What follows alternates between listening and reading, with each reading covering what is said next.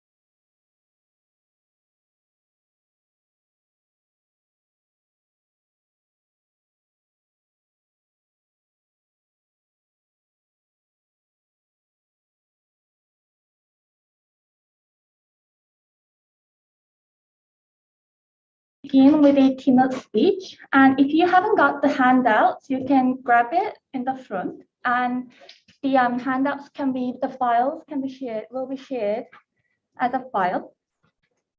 Okay, so it's a great pleasure to introduce to you our keynote speaker, Professor Matheson, a name so well known in linguistics, especially SFL, through his research and the service to the field.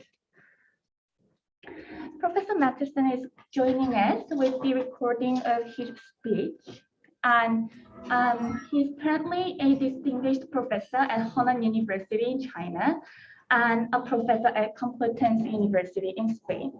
Again, he's joining us with the recording of his speech, and without any further ado, please give him a round of applause.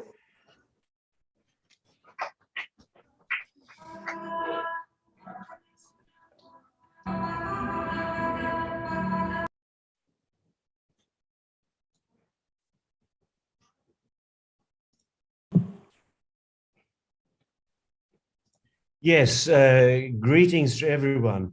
Could I just check with you? I've in vain, I've been trying to get a confirmation that you received the recording of my talk and that you will play the recording to be on the safe side, but I haven't. I've sent several messages and not received a confirmation. So from what you said now, I gather that you will play my pre-recorded presentation. Is that the case?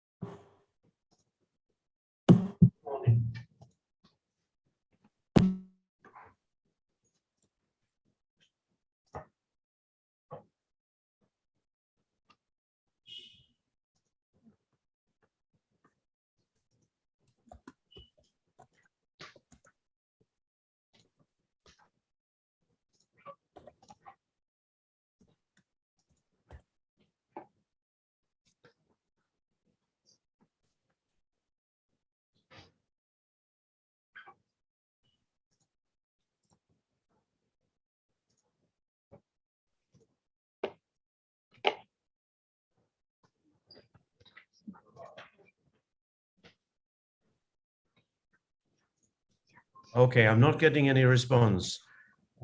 So I will mute myself and stop the video.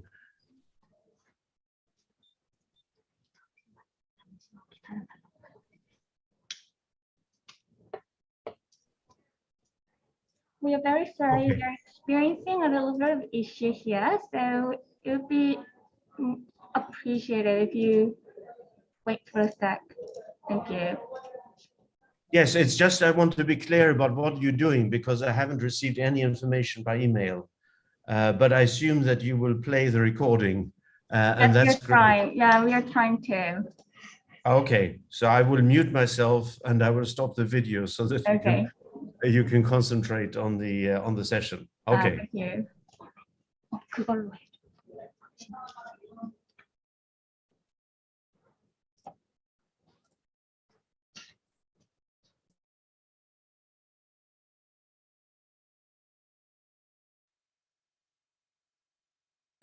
Good morning. I'm delighted to be part of your conference. The program is fascinating and I would have loved to be there in person with you, but unfortunately, following COVID-19 travel restrictions and all the headaches COVID-19 has produced, I will have to be with you virtually in semiotic spirit. So I've recorded this presentation for you. The topic is in the area of language typology, specifically language typology as developed within systemic functional linguistics, following the Firthian Hallidayan tradition. I'll focus on certain key characteristics. It would, of course, take us much more than 1 hour to go through a comprehensive discussion of systemic functional language typology, but at least we can consider certain key characteristics. Broadly speaking, systemic functional language typology can be related to the general empirical tradition that we associate with the Prague School, with Joseph Greenberg, Bernard Camry and others, but with a particular theoretical orientation of systemic functional linguistics, the approach to description and the focus on data-based or usage-based attempts to validate descriptions of different languages.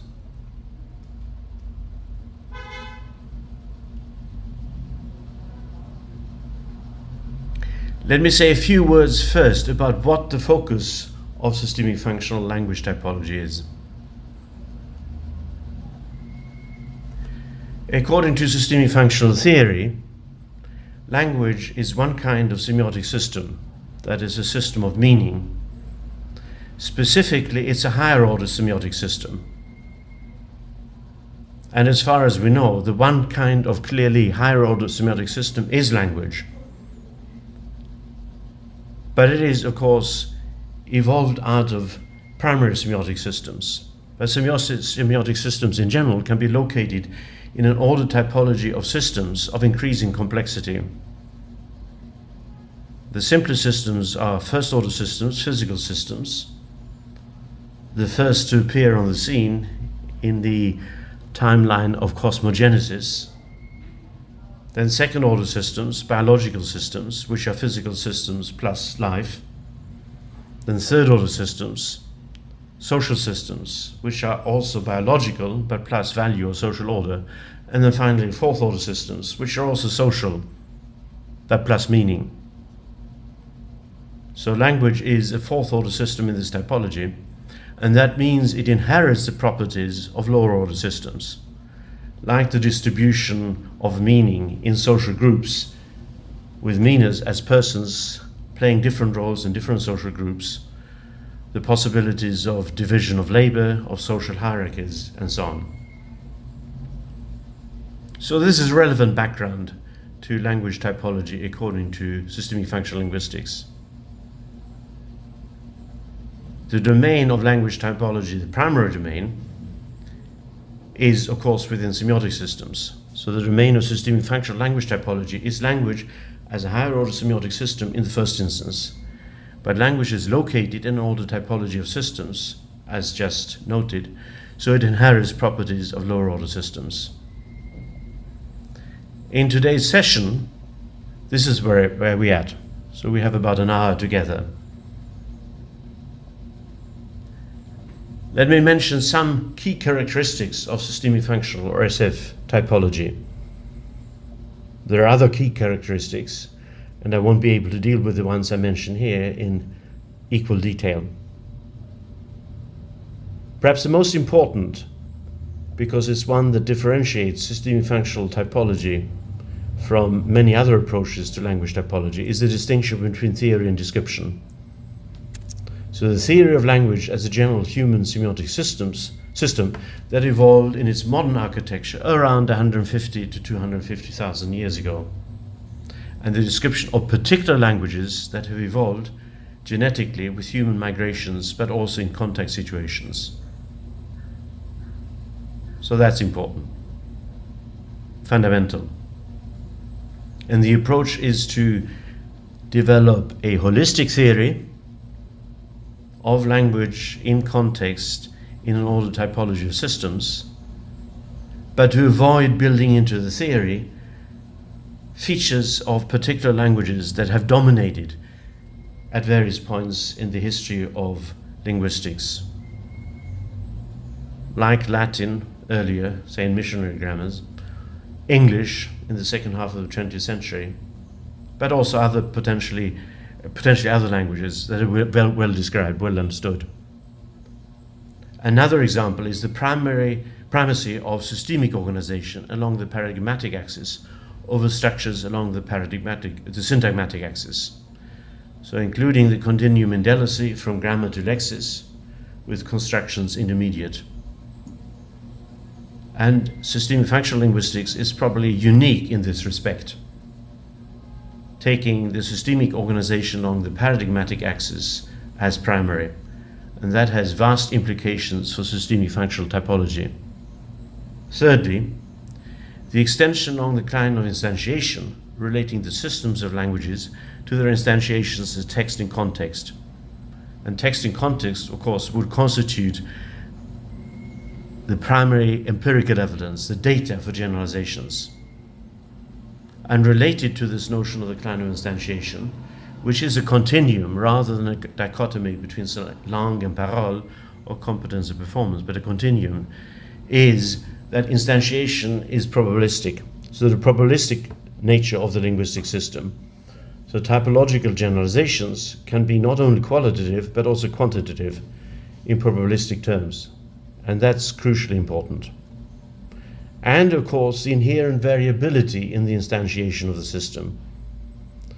So the linguistic system is construed, is theorized as inherently variable along the line of instantiation, dialectal variation, that's generally accepted of course, but also registerial and codal variation. And finally, in this list of examples of key characteristics, the metafunctional spectral organization of language.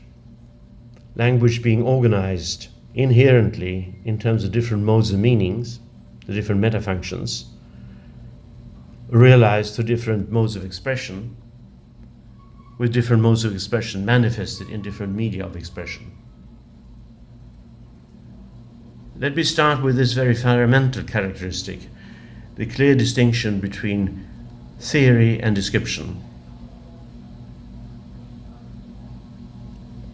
So the theory of language as a semiotic system, the architecture of language.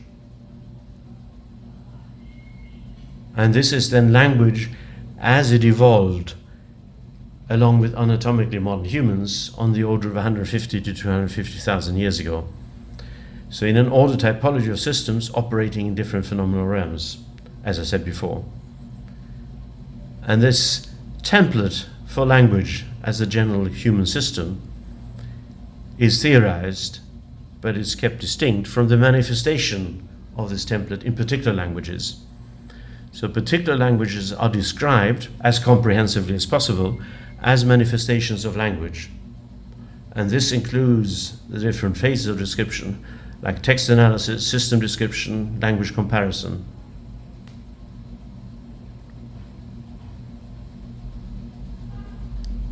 So we can schematize these, noting that any theory of language is a theory of language as a higher order semiotic system,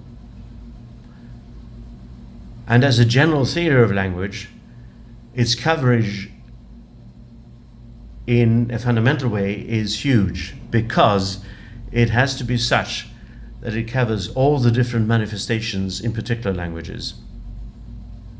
If we look at particular languages then, they are extended, according to the theory, along the line of instantiation. So from the instances, written, spoken text that we can observe in their context, to text types or registers, functional variety of the language, and then all the way to the potential behind these, the linguistic systems. So in this conception, a language is simply an aggregate of registers, and language is involved through changes in the registerial composition. So registers may come and go, but languages, unless there are catastrophic conditions, continue, and they continue as metastable systems in the sense that they continuously changing significantly in their registerial makeups. A register then can be studied as a sample of, a systematic sample of text, a corpus. And the size of the corpus depends on how far up the line of instantiation we want to go, all the way up to the linguistic description of a particular language. And then once we accumulate descriptions of particular languages, we kind of take another step, comparison. But as we move along the line of instantiation, the coverage has to increase. So it has to increase from the coverage, say, of a particular text to a register, to language as an aggregate of registers.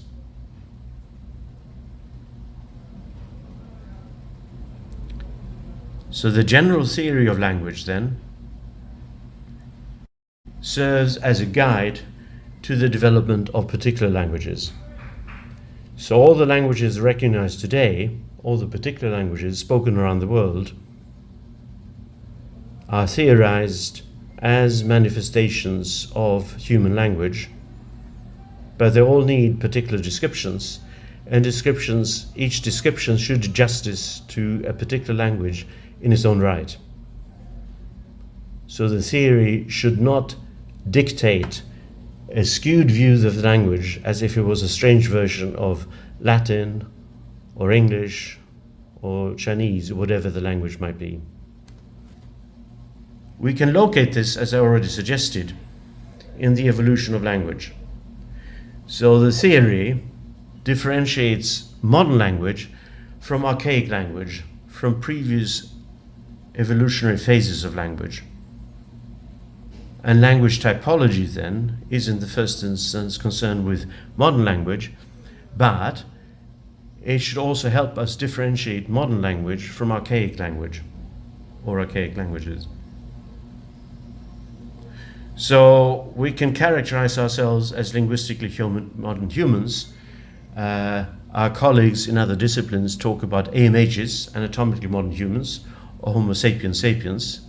And I would like to add to this that AMHs are also LMHs, linguistically modern humans, or semiotically modern humans. Now, there's a lot of evidence that has been discovered in the last 10, 20, 30 years in the study of human evolution, but the relative times and the general pattern, I think, remains fairly stable in terms of a theoretical interpretation based on the kind of evidence we can adduce.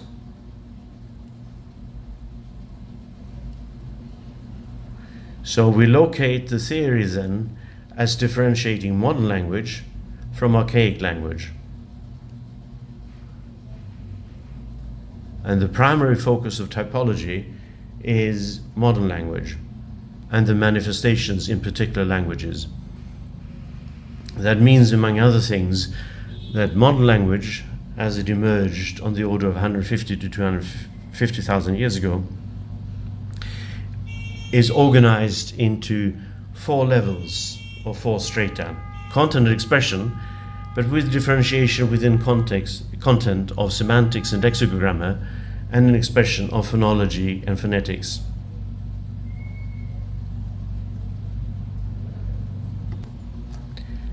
The theory of language, as a general human characteristic then, is organized in systemic functional linguistics as a multidimensional space. Now, these dimensions, stratification, metafunction, instantiation, rank, axis, make up the architecture of language. I put that in quotes because it is, of course, an analogy, and we have to be aware of the dangers of taking architecture too rigidly. Architecture we think of as something designed, but language has evolved, and architecture we think of as fairly rigid, but language is far from rigid. It's always changing progress. So globally, language is organized according to the hierarchy of stratification, the spectrum of metafunction, the line of instantiation, and each of the strata is organized internally according to rank and axis. Rank is a compositional scale, axis is a differentiation between paradigmatic or systemic organization and syntagmatic or structural organization. So axis and rank are in fact, in SFL, fractal principles that are manifested in the different stratal environments of the global organization of language.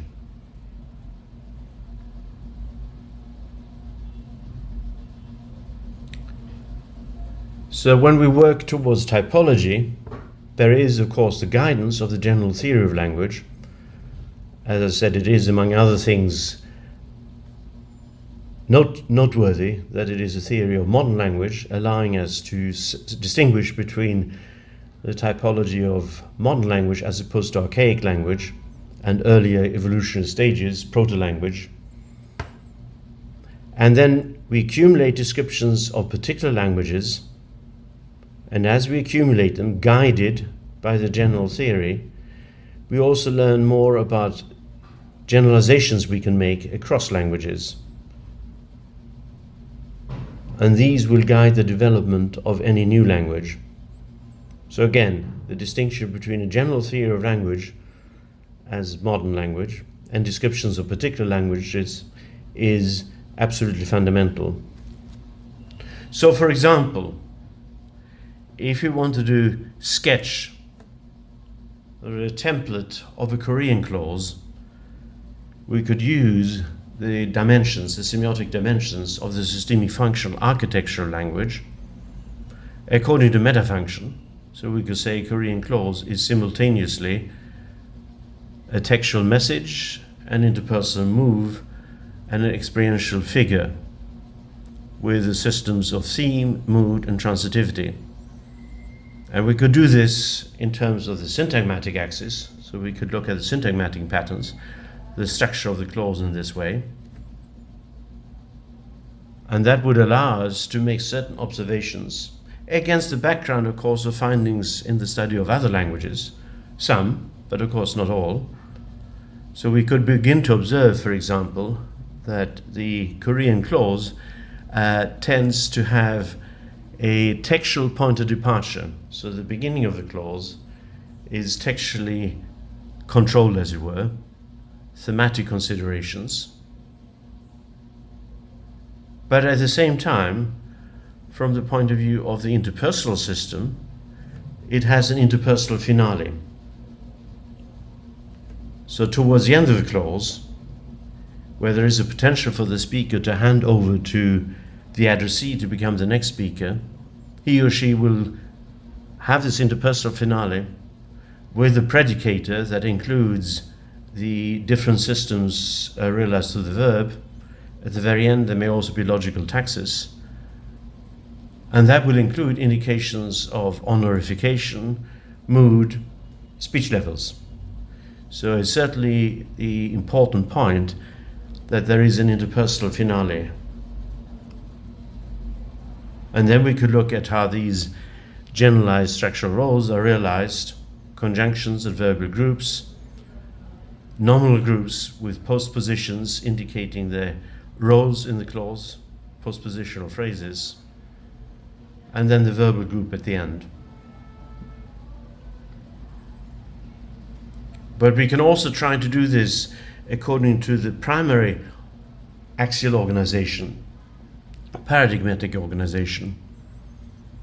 And in working on systemic functional descriptions of particular languages, comparison of languages, and taking steps towards typology, we have developed the notion of a multilingual meaning potential. Say speakers of 2 or more languages, like learners or speakers in multilingual community growing up with more than one language, or say translators, interpreters, all these will have to have a multilingual meaning potential. And that's represented by means of multilingual system networks. And in such multilingual system networks, we can represent what's common to the languages, where the languages we're describing are congruent with one another, and then we can partition out areas that are specific to particular languages. So in this initial simple version of a system network of mood, a multilingual one for English and Korean, what is common is simply in black. So like all clauses have a predicate in both languages realized by verbal group. What's specific to English is in blue, and what's specific to Korean is in, say, rose. Now you can see very clearly immediately that there is a good deal of shared, fairly general potential, mood distinctions. And the significant differences that appear at this point are in fact not systemic, but structural. So the different ways in which English and Korean realize distinctions between, say, indicative and imperative, declarative, interrogative, the different interrogative types and so on. And that's significant, because giving primacy to the paradigmatic axis, to the systemic organization, enables us to factor out common patterns that may be very different if we look at the languages from below in terms of their syntagmatic patterns. So this is looking interpersonally at the clause as a move. Now let me develop this a little bit further, just by way of exemplification of the consequences of treating the systemic, the paradigmatic organization as primary. When they take the description of English and Korean further, we realize that there is a whole vector, as it were, that's grammaticalized in Korean, simultaneous with these exchange types grammaticalized as mood, but not in English. It's not that they can't be chosen in English, but they're not grammaticalized as part of the interpersonal grammar of the clause. And what are these options? What are these systemic paradigmatic contrasts? Well, they have to do with the tenor relationship between speaker and addressee. What's been called speech level in description of Korean and also Japanese, for example. So primary system is interact and contact, close versus distant. And if close, it's familiar, intimate or plain. And if distance, deferential and polite. And then these will, as exemplified, but not described exhaustively, combine with different mood types, and they will be realized in different ways. So one can set up a matrix, a table, mood type, as opposed to interact and contact, etc., and set out the different patterns of realization. Now this is merely illustrative. There's of course a lot of detail that needs to be taken into account. And we can continue to add languages. So in addition to the illustration here, we could have German, Danish, French, Chinese, Japanese, and Oko. And this in fact comes from a study led by Kazuhiro Teruya, published in 2007, a comparison of mood systems in these different languages. And again, here the color coding shows that there are differences in realization, but there are also some systemic differences. So for example, the way that Chinese, as opposed to the other languages, has a basic contrast for polar interrogatives or yes/no interrogatives, having to do with unbiased versus biased ones. So from this then, we add descriptions, one language after another. It may be opportunistic, whatever we have access to. And then we begin to try to distill descriptive generalizations from this. Now looking across descriptions of different mood systems in languages, one can make certain suggestions, a kind of, to use technemic terminology, ethic pool. So for the different basic mood types, declaratives, realizing statements, interrogatives, polar versus content, or yes/no versus WH, we can see that languages tend to elaborate in certain ways. So with declaratives, for example, if languages elaborate, they may be concerned with some aspect of the assessment of the statement being put forward, like evidential systems. For imperatives, instead, it has to do with, say, for example, the immediacy of the command that the speaker is imposing on the addressee. But it may also have to do with tenor distinctions. So here are some references for the discussion of systemic differences. These then are examples of references to mood typologies in the systemic functional literature, just as an illustration. To recap,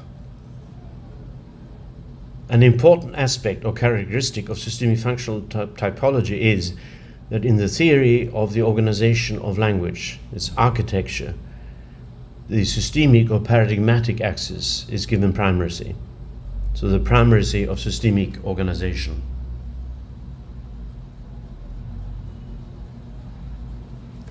So that foregrounds systemic typology in addition to structural typology.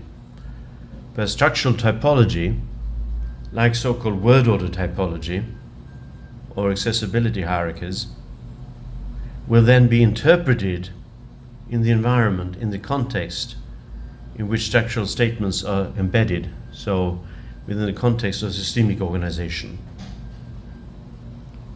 And many observations about structural typology, like implicational universals, can in fact productively be reinterpreted as systemic typology.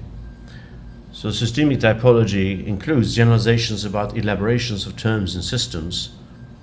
I'll come to illustrate this briefly. And generalization about systemic intersections and dependencies. So for example, work by different linguists, including Kammer and Keenan, on accessibility hierarchies, couched in terms of implicational universals, can be reinterpreted as observations about the way in which systems, say in the choice in relative clauses of the relative element, are elaborated when we look across the languages of the world. Or to take another simple example, and this is now based on information that we can gain from the World Atlas of Language Structures, WALS, we can see that languages that have a system term in the person system addressee, the majority of languages in the sample have a unary term, addressee. But then around a third of the languages in the sample have a further more delicate distinction, one in politeness. Basic contrast is intimate versus respectful. So this is, as in fact, enactment of tenor distinctions, the tenor of the relationship between speaker and addressee. And among languages that have this distinction, a small number, relatively speaking, make a further distinction, a further systemic elaboration, degree of respect, a distinction between higher status and elevated status. So we can capture this as a generalization about the tendency for certain systems to be elaborated in delicacy across languages. And since this systemic organization is the same within any level, within a stratum of the overall organization of language, we could exemplify it similarly from phonology. So we could make an observation, languages with a vowel, with a term vowel, again about only a third, make a further elaboration having to do with the contrast in nasalization, nasal, non-nasal. So many of the observations in the traditional and more recent literature on language typology can in fact be reinterpreted in terms of systemic typology. And this includes, of course, interaction among different systems. And if we had more time, I would try to illustrate that. So these are examples of what I've called descriptive generalizations. So they're not theoretical statements, but they are, of course, accommodated within the general heuristic theory of language. So, for example, the general theory says that in the metafunctional organization of language, one of the metafunctions is interpersonal, and it also says that axially there are structural functions specified within systemic environments, but it does not posit subject as a theoretical function. Subject has to be arrived at through empirical evidence in development of the description of a particular language, and if we're trying to generalize across languages, then again, based on empirical evidence, we can postulate that certain languages, but though by no means all, will have an element in the interpersonal grammar, clause grammar, that is sufficiently like those elements that have been called subject.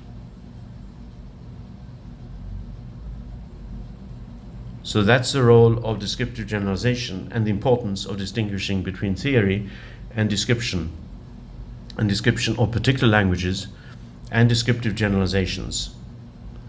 So for example, if you look at Jim Martin's systemic functional description of Tagalog, it's one of several examples where it's possible to demonstrate that there is no payoff, as it were, there's no insight to be gained in importing the notional subject from the description of other languages, but it's been turned out to be quite central, like English, of course. And if you use evidence from text, and you take dialogic text as very central in the corpus, then you will in fact be invited to see this. Let me take one example, somewhat extended, of descriptive generalizations. And this now comes from the ideational rather than the interpersonal metafunction. So it's concerned with construing our experience of the world with our experience of the flow of events, specifically with the way that events unfold in time.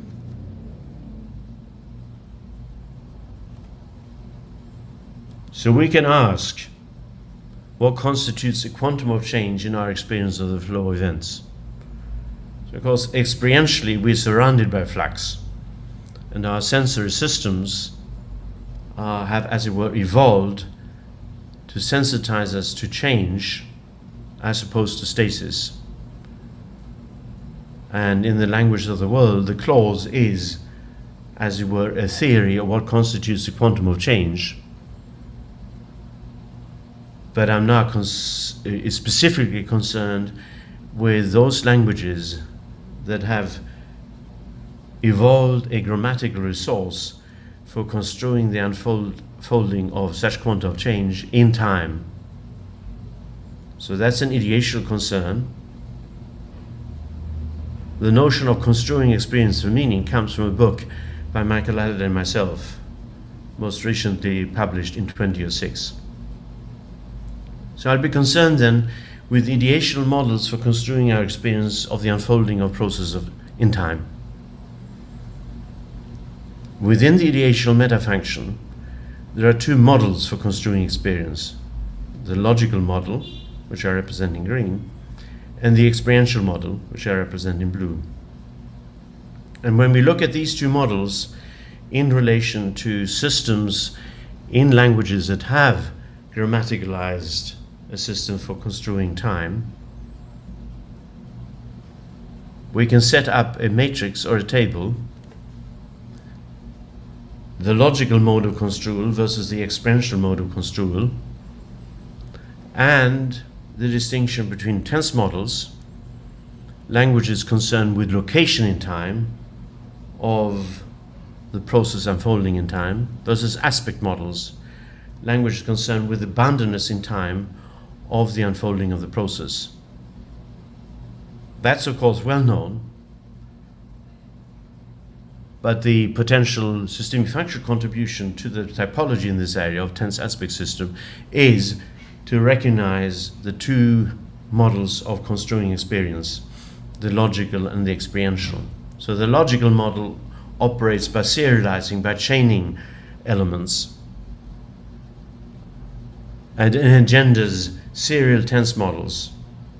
So for example, a serial tense like present in future, in past, in past. And we find this tendency in English, Spanish, and French, for example. Staying with tense models, there are other languages that do this experientially, meaning instead of serializing time, they taxonomize time. They set up experiential taxonomies. So taxonomic tense models, like immediate versus recent versus distant past. And we find this in languages in different parts of the world, some Bantu languages, for example, languages spoken in Papua New Guinea, also some Tibeto-Burman languages. And then an experiential mode, but concerned not with the location of the unfolding of the process in time, but its boundedness, so aspect models, as we find in, for example, Chinese and Tagalog. One cell in this matrix is left blank. There are, as far as I know, no logical models of aspect. And that makes sense if we think about what construing the boundedness of the unfolding of the process in time actually means. Let me start briefly giving you a sense of the serial tense model as we find it in English. So here's an example Halliday found in casual spoken English, and he's noted that this is where we tend to find the most intricate serial tense models. So just the verbal group. Will have been going to have been being tested. So that sets up, of course, enacts the time of now, the time of speaking, and then at the other end, the time of the event itself. But between the two, there is a logical series of times. So relative to time zero, the time of speaking, there is a future marked by will, then a past marked by have, so past and future, then a future relative to that past, been going to, so future and past, and then there is another past, again marked by have, and then a present, been being, so will have been going to, been being tested. And if we represent this systemically, we have the contrast past, present, future, but in addition, we have the option of choosing this again, secondary tense in addition to primary tense. So the potential for serial tense. Anytime we may stop, but we can set up further reference times. So this, as it were, breaks through Reichenbach's well-known three-time interpretation of tense. It's more complex than that. So we have primary and secondary tense. And we may see this also in other specifications in time, like now, for a while, but tonight, already. So in a typical chronologically organized text, the past tense will be the default, so it depends on the register. That's part of the importance of basing even typology on registerial text evidence from different registers. Past selections. But relative to that past that established in a recount, say for example, there may be a secondary tense. This is now not a recount, but a historical exposition. So past is established, but then there is a present part. The cities were expanding. So that's part of what we get through in different registers with this logical model. The taxonomic model, as I said, with possibility of remoteness distinction in the past and also in the future, is found in different regions. As I said, in some Bantu languages. We find it in the northern part of South America and in Papua New Guinea. I won't give you any examples of this, but I just give you this slide to indicate that there are certain points where we can make connection with the kind of information that's been studied and encoded, documented in the World Atlas of Language Structures. But the kind of features they tend to look at are identifiable from below, as it were, from syntagmatic patterns. So there are places where we have to infer what that means in terms of systemic organization. And then finally, aspect models. So one well-known example is, of course, Mandarin Chinese. I will also mention briefly the system of phase, which goes with that. And this is a description by Michael Halliday. Basic distinction is perfective, imperfective.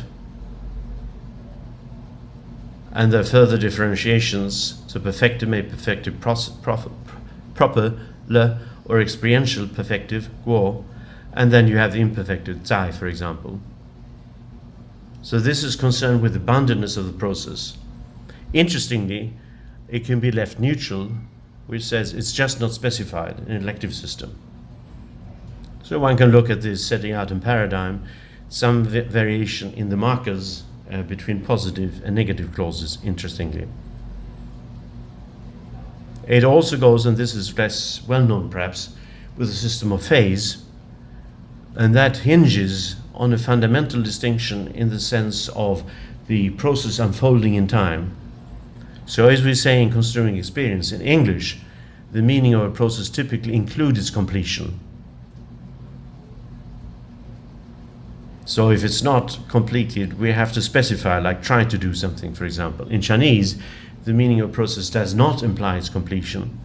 So if we want to construe the completion, we have to use a system of phase, say directional resultative phase. And that is brought out when you try to develop this as part of a comprehensive description of, in this case, Mandarin Chinese. So from what I said so far, we have two quite different complementary systems. System of tense for locating the unfolding of the process in time. System aspect for construing the boundedness of its unfolding in time. If we try to set this up as a multilingual system network that I did with Mood, what's striking is there's no shared potential. So there's no shared potential between the two systems. Now, this is a lexicogrammatical statement. So in other words, we need to take this further up into the semantics. For example, if we want to account for how translators go between the two languages and translate aspectual choices in English, in Chinese clauses, into tense choices in English clauses, and vice versa. So this clearly shows that the multilingual semantics will have an interesting task in this place. Now I set it up as these two complementary systems. They do seem to be either one or the other, but in fact they're complementary in the sense that there's a possibility of the two being mixed.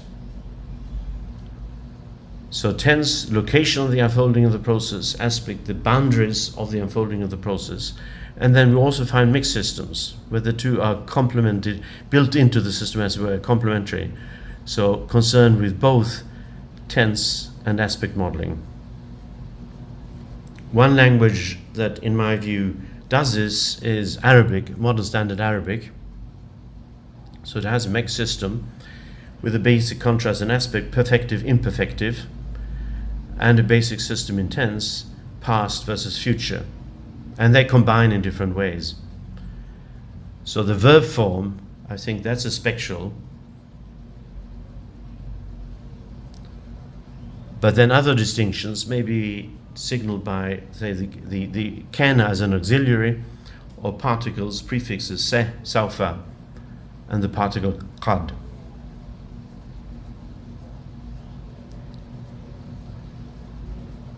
So these are three models, the tense and the aspect models, showing variation in how languages construe our experience of process unfolding in time, foreground in different aspects of this, or different facets, I should say, and then the possibility of mixed systems.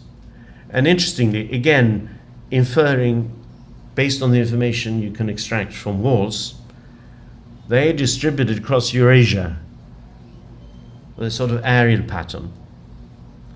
So in the far west of Eurasia, you find systems that we can describe most effectively, most insightfully as pure tense system with no aspect marking. They set aside the sort of misunderstanding of certain secondary tenses in English as aspect, like the progressive or the perfect and so on. Then towards the other end of Eurasia,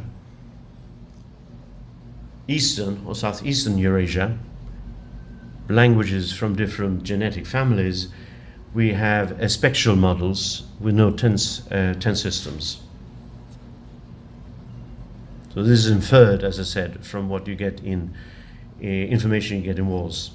So Mandarin, for example, but also from Austronesian languages like Tagalog, Chamorro. Outside this, Korean, for example, and also Ainu. And then, as I said, towards Western Eurasia, Northwestern Eurasia, pure tense systems. And again, based on the information one can extract or infer from walls, in between you have systems that embody both. And they include Slavic languages, also at least one Semitic language, modern standard Arabic, but also Indo-Aryan languages.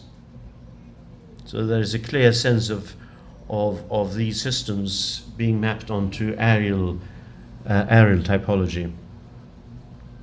And if we look at the information walls, we can see that the combination of tense but no aspect, as we have in English, also Tamil, for example, is common. It's a bit more common than mixed systems like Arabic, Russian, Hindi. And what we find in Mandarin and Tagalog, for example, is also quite common. But equally, there are systems like Thai, from Thai Kadai, and Indonesian from Austronesien, without any grammaticalized marking of aspect and tense, according to the information we can infer from walls. Now let me try to conclude and make some more points about variation in lexicogrammatical systems by way of conclusion. So I've used as an example the complementarity of the logical and experiential modes of construing experience. And in addition to the example I used, this is also reflected in the intricacy of clause chaining models and taxonomic depth of verb inventories. So a language like English, for example, with thousands of words, a language like Kalam from the highlands of Papua New Guinea, described by Andy Pauly with just around 100 verbs.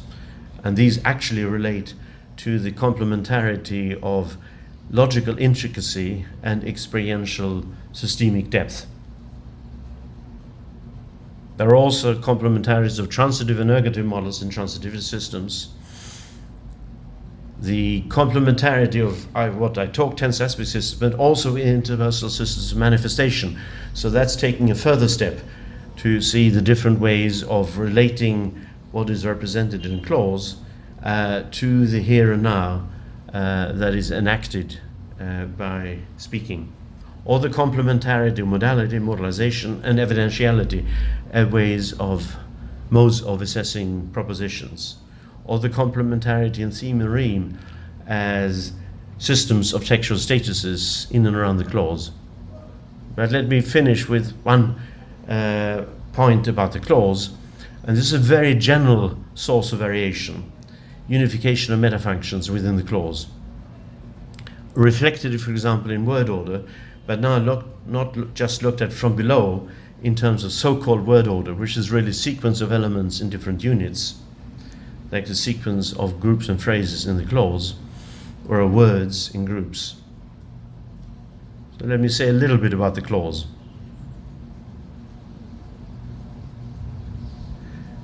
If we look at the clause below, we will observe such patterns like segmental markers, head dependency mark versus dependency marking, for example, sequential markers, so-called word order, intonational markers, and so on. But then when we complement this view from below with a view from above and roundabout, we realize that there is a lot of insight to be gained typologically when we move around comprehensive descriptions of different languages to view the clause as a metafunctional construct, simultaneously an interpersonal move, an experiential figure, and a textual message. And in the semantics, they're sensitive to different patterns, exchange patterns for the move, patterns of progression for the message, and say, for example, episodic patterns for the figure. And they relate to the different parameters of context, interpersonal to tenor, textual to mode, and experiential, or more generally, ideational to field. So any clause can be described, and this is as far as the theory takes us, interpersonally, and it turns out that common system is a system of mood. Textually, common system is a system of theme, complement by information, very often, an experiential system of transitivity. Now these are mapped onto one another in different ways, in different languages, and that is a source of variation. So in English, they're mapped onto one another in such a way, among other things, that the textual point of departure, in this example, on the roof of the house, he was sitting. This is actually in translation of a Marathi clause. See in a second. And that tends to be either coincide with or be very close to an interpersonal overture. So speakers of English, they start by guiding their listeners or readers with a textual point of departure, but also the clause is front-loaded, as it were, with a kind of interpersonal overture, indicating in the interaction, this is what I'm trying to do, speech functionally speaking. And that's the mood element in English. So an interpersonal overture. If you take a clause in Marathi, for example, which has been described as SUV rather than SVO, it does again have a textual point of departure. And this is an example that was translated in English. But instead of interpersonal overture, it has an interpersonal finale with a predicator, as in Korean, that is interpersonally quite pregnant, as it were. It realizes a number of interpersonal significant meanings, including mood. Okay? So it is, in this case, as if not at the beginning of the clause, but at the end of the clause, when the speaker potentially is handing over to the addressee to be the next speaker in turn, saying, and this is what I'm on about. This is the interaction I'm trying to achieve. I'm demanding information from you, and I'm assigning you the task of supplying information on demand, for example. So the interpersonal finale. And we have the same pattern in Japanese. I could have taken an example from Korean, of course, where you have the predicated verbal group, and you may also have interpersonal particles at the end, like ka, no, yo, etc. Ne.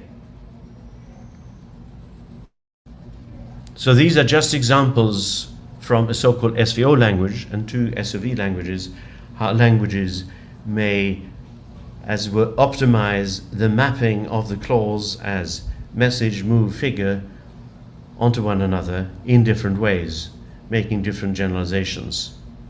So in some sense there are competing motivations, and languages solve these in different ways, and these are of course subject to change over time. Let me end on this note with the illustration of how thinking about typology systemically, with the notion of metafunction, with the notion of clause as a highest ranking unit in language, with a systemic organization, you can begin to detect patterns of difference and similarities, guided by the theory, but not straitjacketed by the theory, empowered by the theory, but not determined in how you interpret these, because you pay attention to the evidence you base comprehensive descriptions of particular languages on, ultimately from texts in belonging to different registers. So that's, in a sense, is a vision for systemic functional typology. Thank you.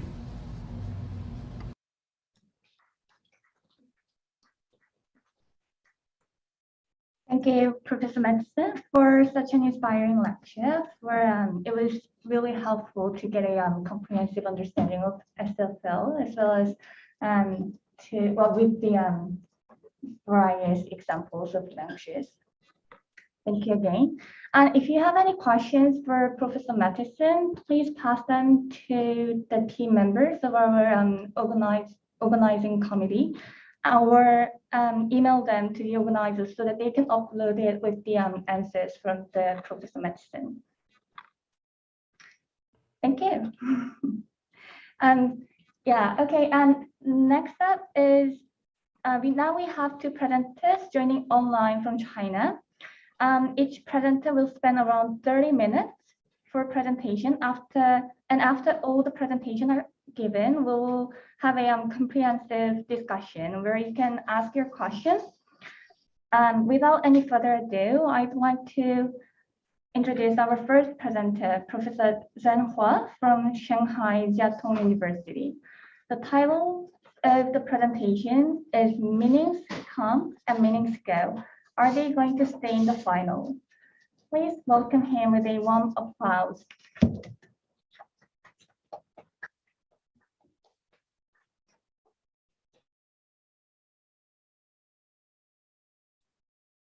Sorry, excuse me. It's my turn. Yes. Okay, I'm the second one, huh? Yes. What about Professor Peng Xuanwei? He has due to the personal reasons he withdrew his presentation. Okay, so I was told that the time slot for me is 20 minutes, but you said just now it is half an hour. Is that right? It doesn't really matter. What It about? doesn't really matter. That's it. Okay, 20 to 30 minutes. Yeah, whatever suits you best. 20 to 30 minutes. 30 minutes. Okay, Yes. thank you very much. You can use your time and yeah, it's all right. Okay, let me share my PPT.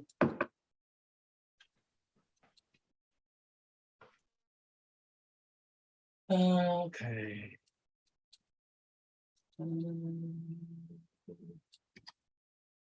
Okay, thank you very much for the invitation.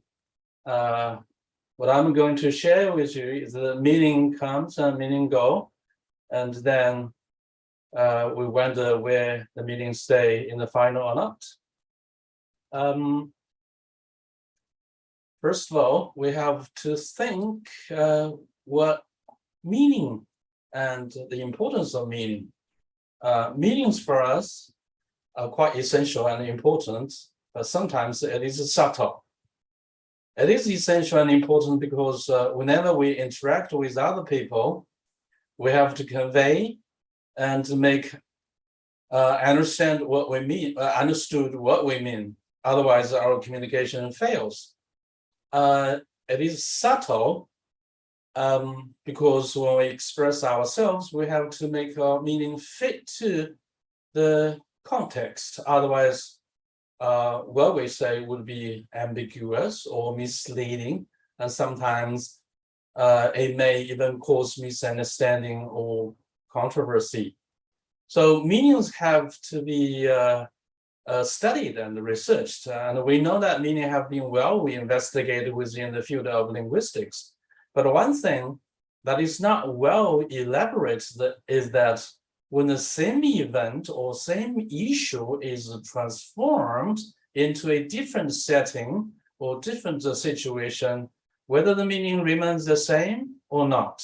So we are going to talk about this issue today. Our data is about a civil case in China. It is about the controversy over a loan contract. We focus on the courtroom trial discourse of this case and the text of its written judgment. This case is mostly about the loan, the money borrowed and pay off after the agreement, but there was some controversial about the time, the duration, and the sum of the money paid had been already paid, and what is left. Okay, so we can see that. So the courtroom, when we come to the courtroom, and the courtroom trial is a monomodal discourse in which the meaning can be expressed in different ways.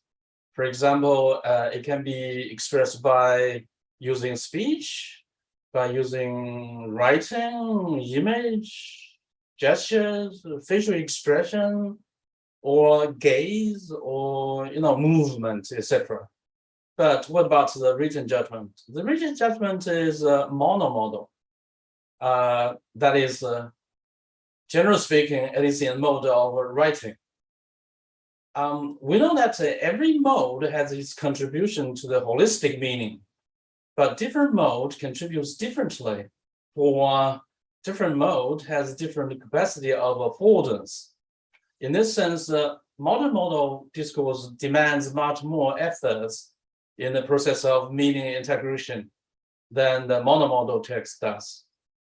When the meaning of monomodal discourse is transformed into a monomodal text, the monomodal affordance is much more reduced or weakened in its capacity. The meaning is distilled, the meaning is reduced, or the scope of the meaning is much more narrowed in the monomodal text.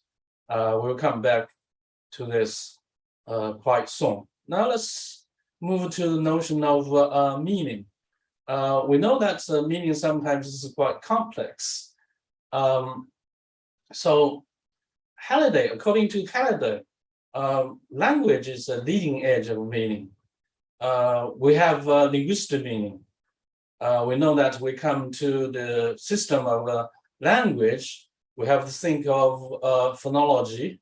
According to systemic functional grammar, we have lexicogrammar, we have discourse semantics, and then above the language system, we have some other things like context of culture, context of situation. Within language system, we have to pay attention to the phonological meaning, morphological meaning, lexical meaning, syntactical meaning, etc. But when we come to the context meaning are quite complicated.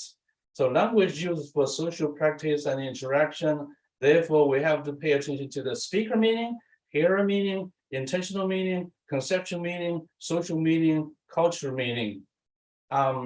When we come to the approaches to the analysis of meaning, we have so many approaches.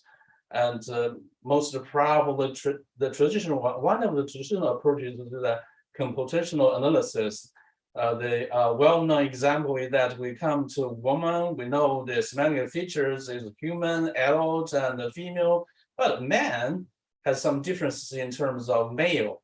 Okay, so within the computation analysis, we have this kind of technical terms or concept or conception, synonymy, homonymy, etc. Okay.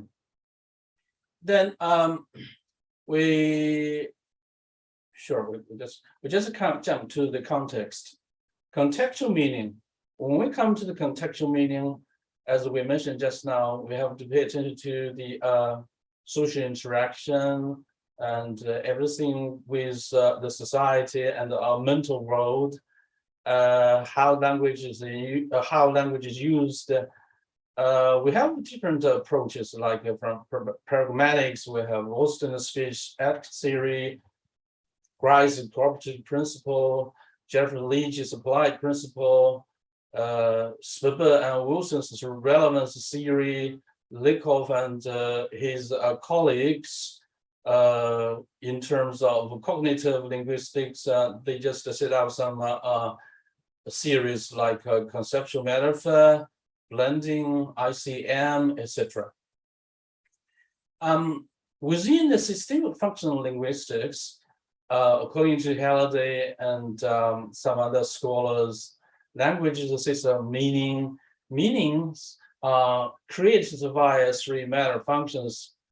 We know that's the editional matter function, interpersonal, as well as textual matter function. Therefore, the editional meaning, interpersonal meaning, and also textual meaning. So the powerhouse of language, according to Halliday, is it's a lexicogrammar, the unified stratum of syntax and vocabulary. So thinking about a meaning means thinking grammatically.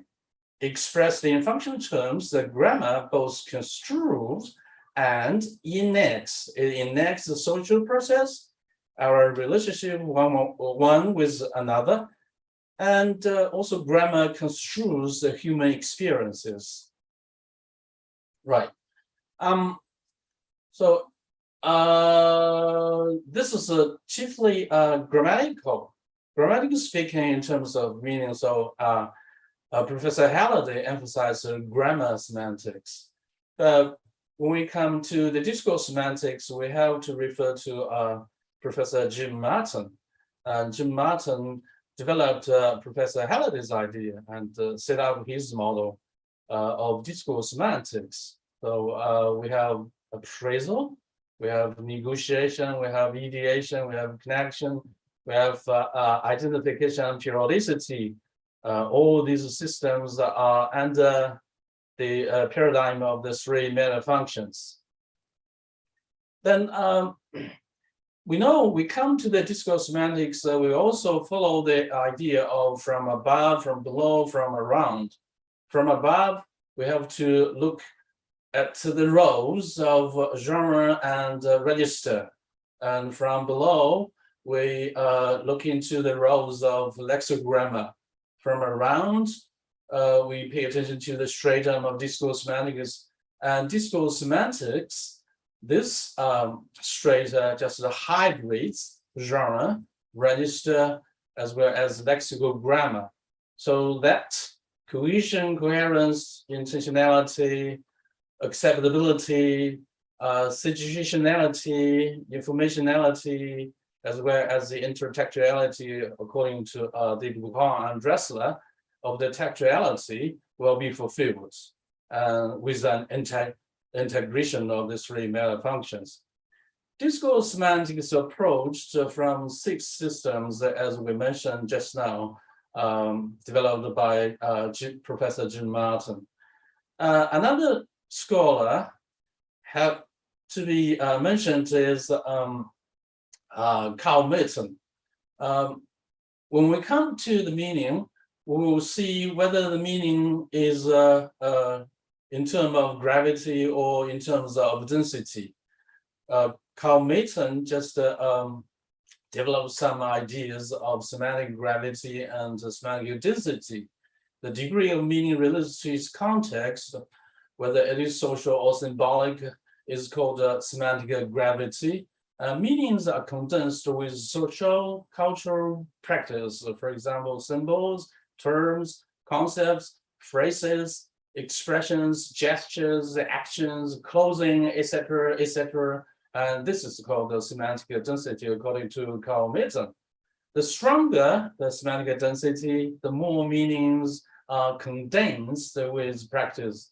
The weaker the semantic density, the less meaning are condensed. So on this basis, or informed by all these ideas, I got some idea, and I think that context and meaning are closely related. On the basis of, I mean, that's the context play a very important role in looking into the meaning of modes or symbols. So I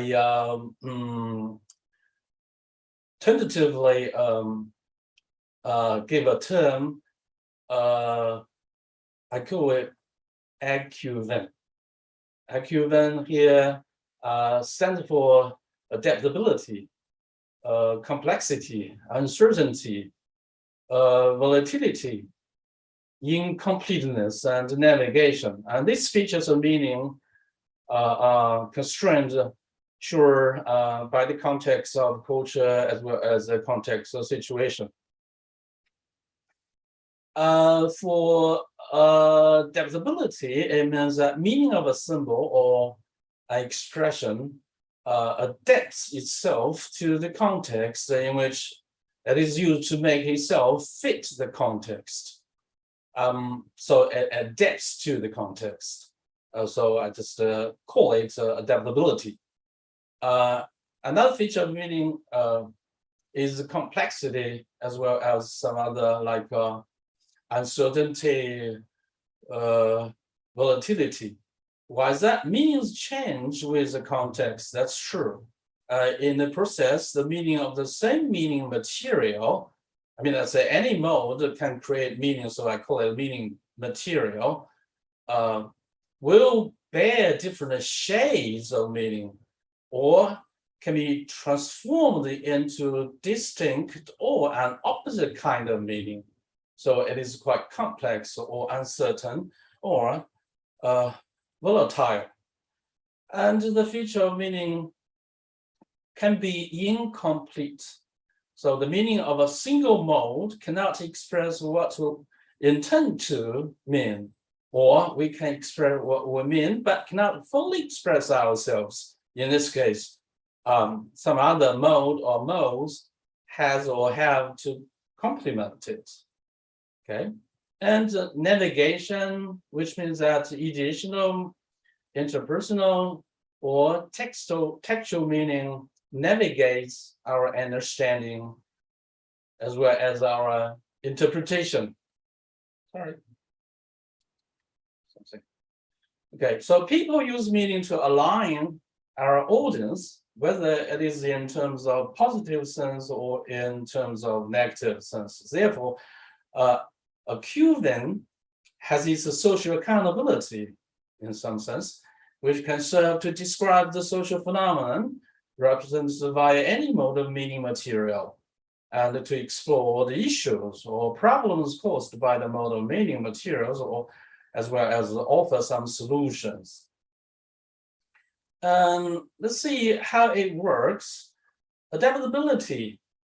Additional meaning is essential in courts to seek the facts and the truth. That is true. Otherwise, the trial or the written judgment will lose their persuasive force or lose their ability effect to serve for justice, for judicial justice. The additional meaning in both the trial and the text of written judgment shall adapt and fit the requirement of the trial as well as the decision. In terms of complexity and uncertainty, clauses of declarative mood are widely used, especially in written documents of judgment, to convey additional meaning. The context of culture in courts makes additional meaning denied, doubted, contradicted for interest maximization or loss minimization. Okay, so this is the nature of a human being. We have some case analysis here, briefly. Within the civil case, we have the plaintiff and the defendant. The plaintiff claimed for the money he lent to the defendant.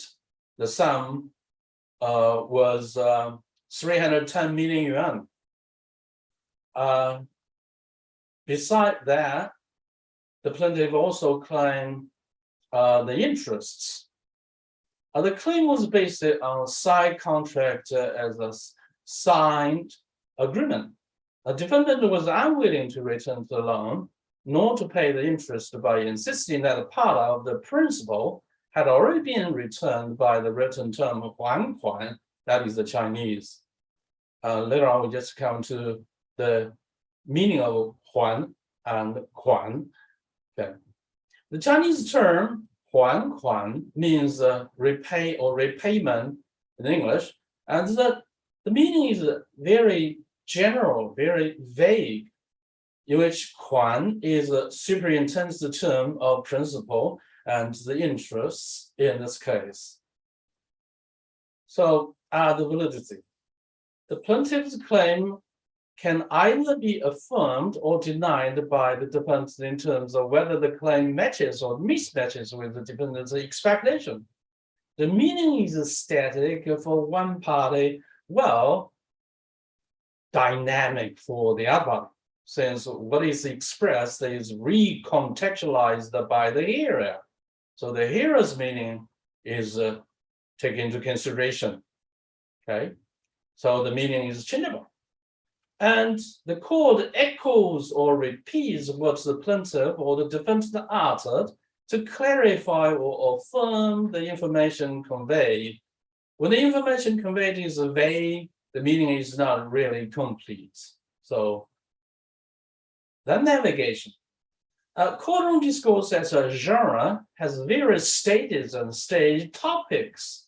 Both the genre topic, both the general topic and the stage topic direct the progression of the discourse as well. And in the written judgment, more or less the same. Then we come to what meaning stays and what meaning is lost. Both additional meaning and interpersonal meaning stay, but they stay in a different way. In the court, what the two parties concerned was, number one, how much the principal of the loan was left. Number two, what portion of the principal should take on the interests, and what rates of interest should be paid. The meanings are kept in the written judgment. Intact meaning shades are kept due to the mode of monomodal discourse. Meanings in dialogue and courtroom discourse over these two issues are expressed by different modes. We have so many modes within the court trial. Both editional meaning and the interpersonal meaning are expressed within the courtroom trial. Editional meaning stays part of the interpersonal meaning lost. Meanings in the written judgment are only expressed by the mode of writing, like only the principal, interest, and overdue that play the role of nucleus in the clause when we do the analysis. And the defendant and the plaintiff, just the role of the margin are kept. So what lost in the written judgment in this study are the interpersonal meaning expressed in the courtroom. Now we come to the conclusion. What makes the meaning lost are mainly through the following means. The first one, that distillation. Social facts have to be distilled to adapt to the legal facts or the legal requirements in the Chinese civil law system. The means of distillation are mainly linguistic generalization as well as grammar metaphor, such as normalization. Another means is recontextualization. Courtroom discourse is a monomodal, but the text of written judgment is a monomodal. The context in the courtroom are adapted to the context of writing artifacts, and so it is recontextualized. So some of the meaning, some shades at least of the meaning is lost. Then intertextuality. The written text of judgment echoes with the court trial. So there is intertextual, it is intertextual. And then we have intersubjectivity. More parties participate in the courtroom trial, but only the judicial panel take part in the writing of the decision of the judgment. Right. So, thank you very much.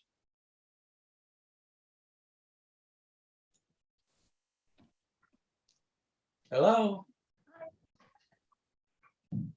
Thank you, Professor Chen Hua, for a very interesting presentation with especially with somebody else's. We had a chance to take a look at somebody else's lawsuit case.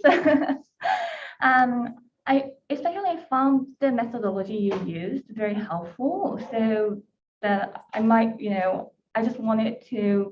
I was thinking of just using it for like classroom-based research in the future as well.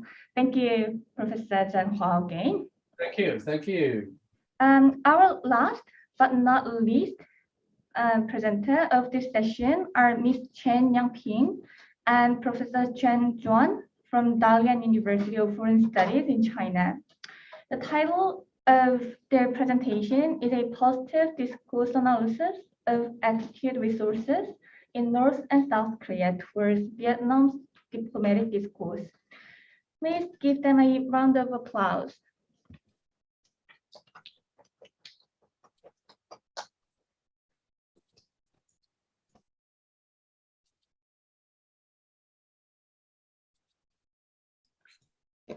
Hello, everyone. I'm Chen Yanping from Korean Department of Dalian University of Foreign Language in China.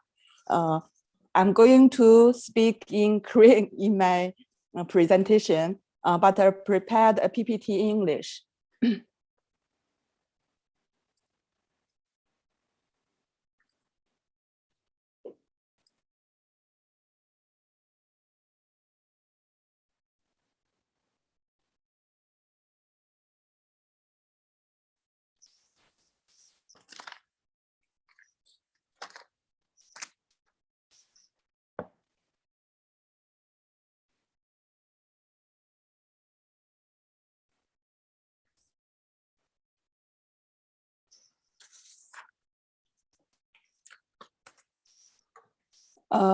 제가 발표할 주제는 남북한 대베트남 외교 담화에서 나타나는 태도 자원에 대한 긍정적 담화 분석입니다.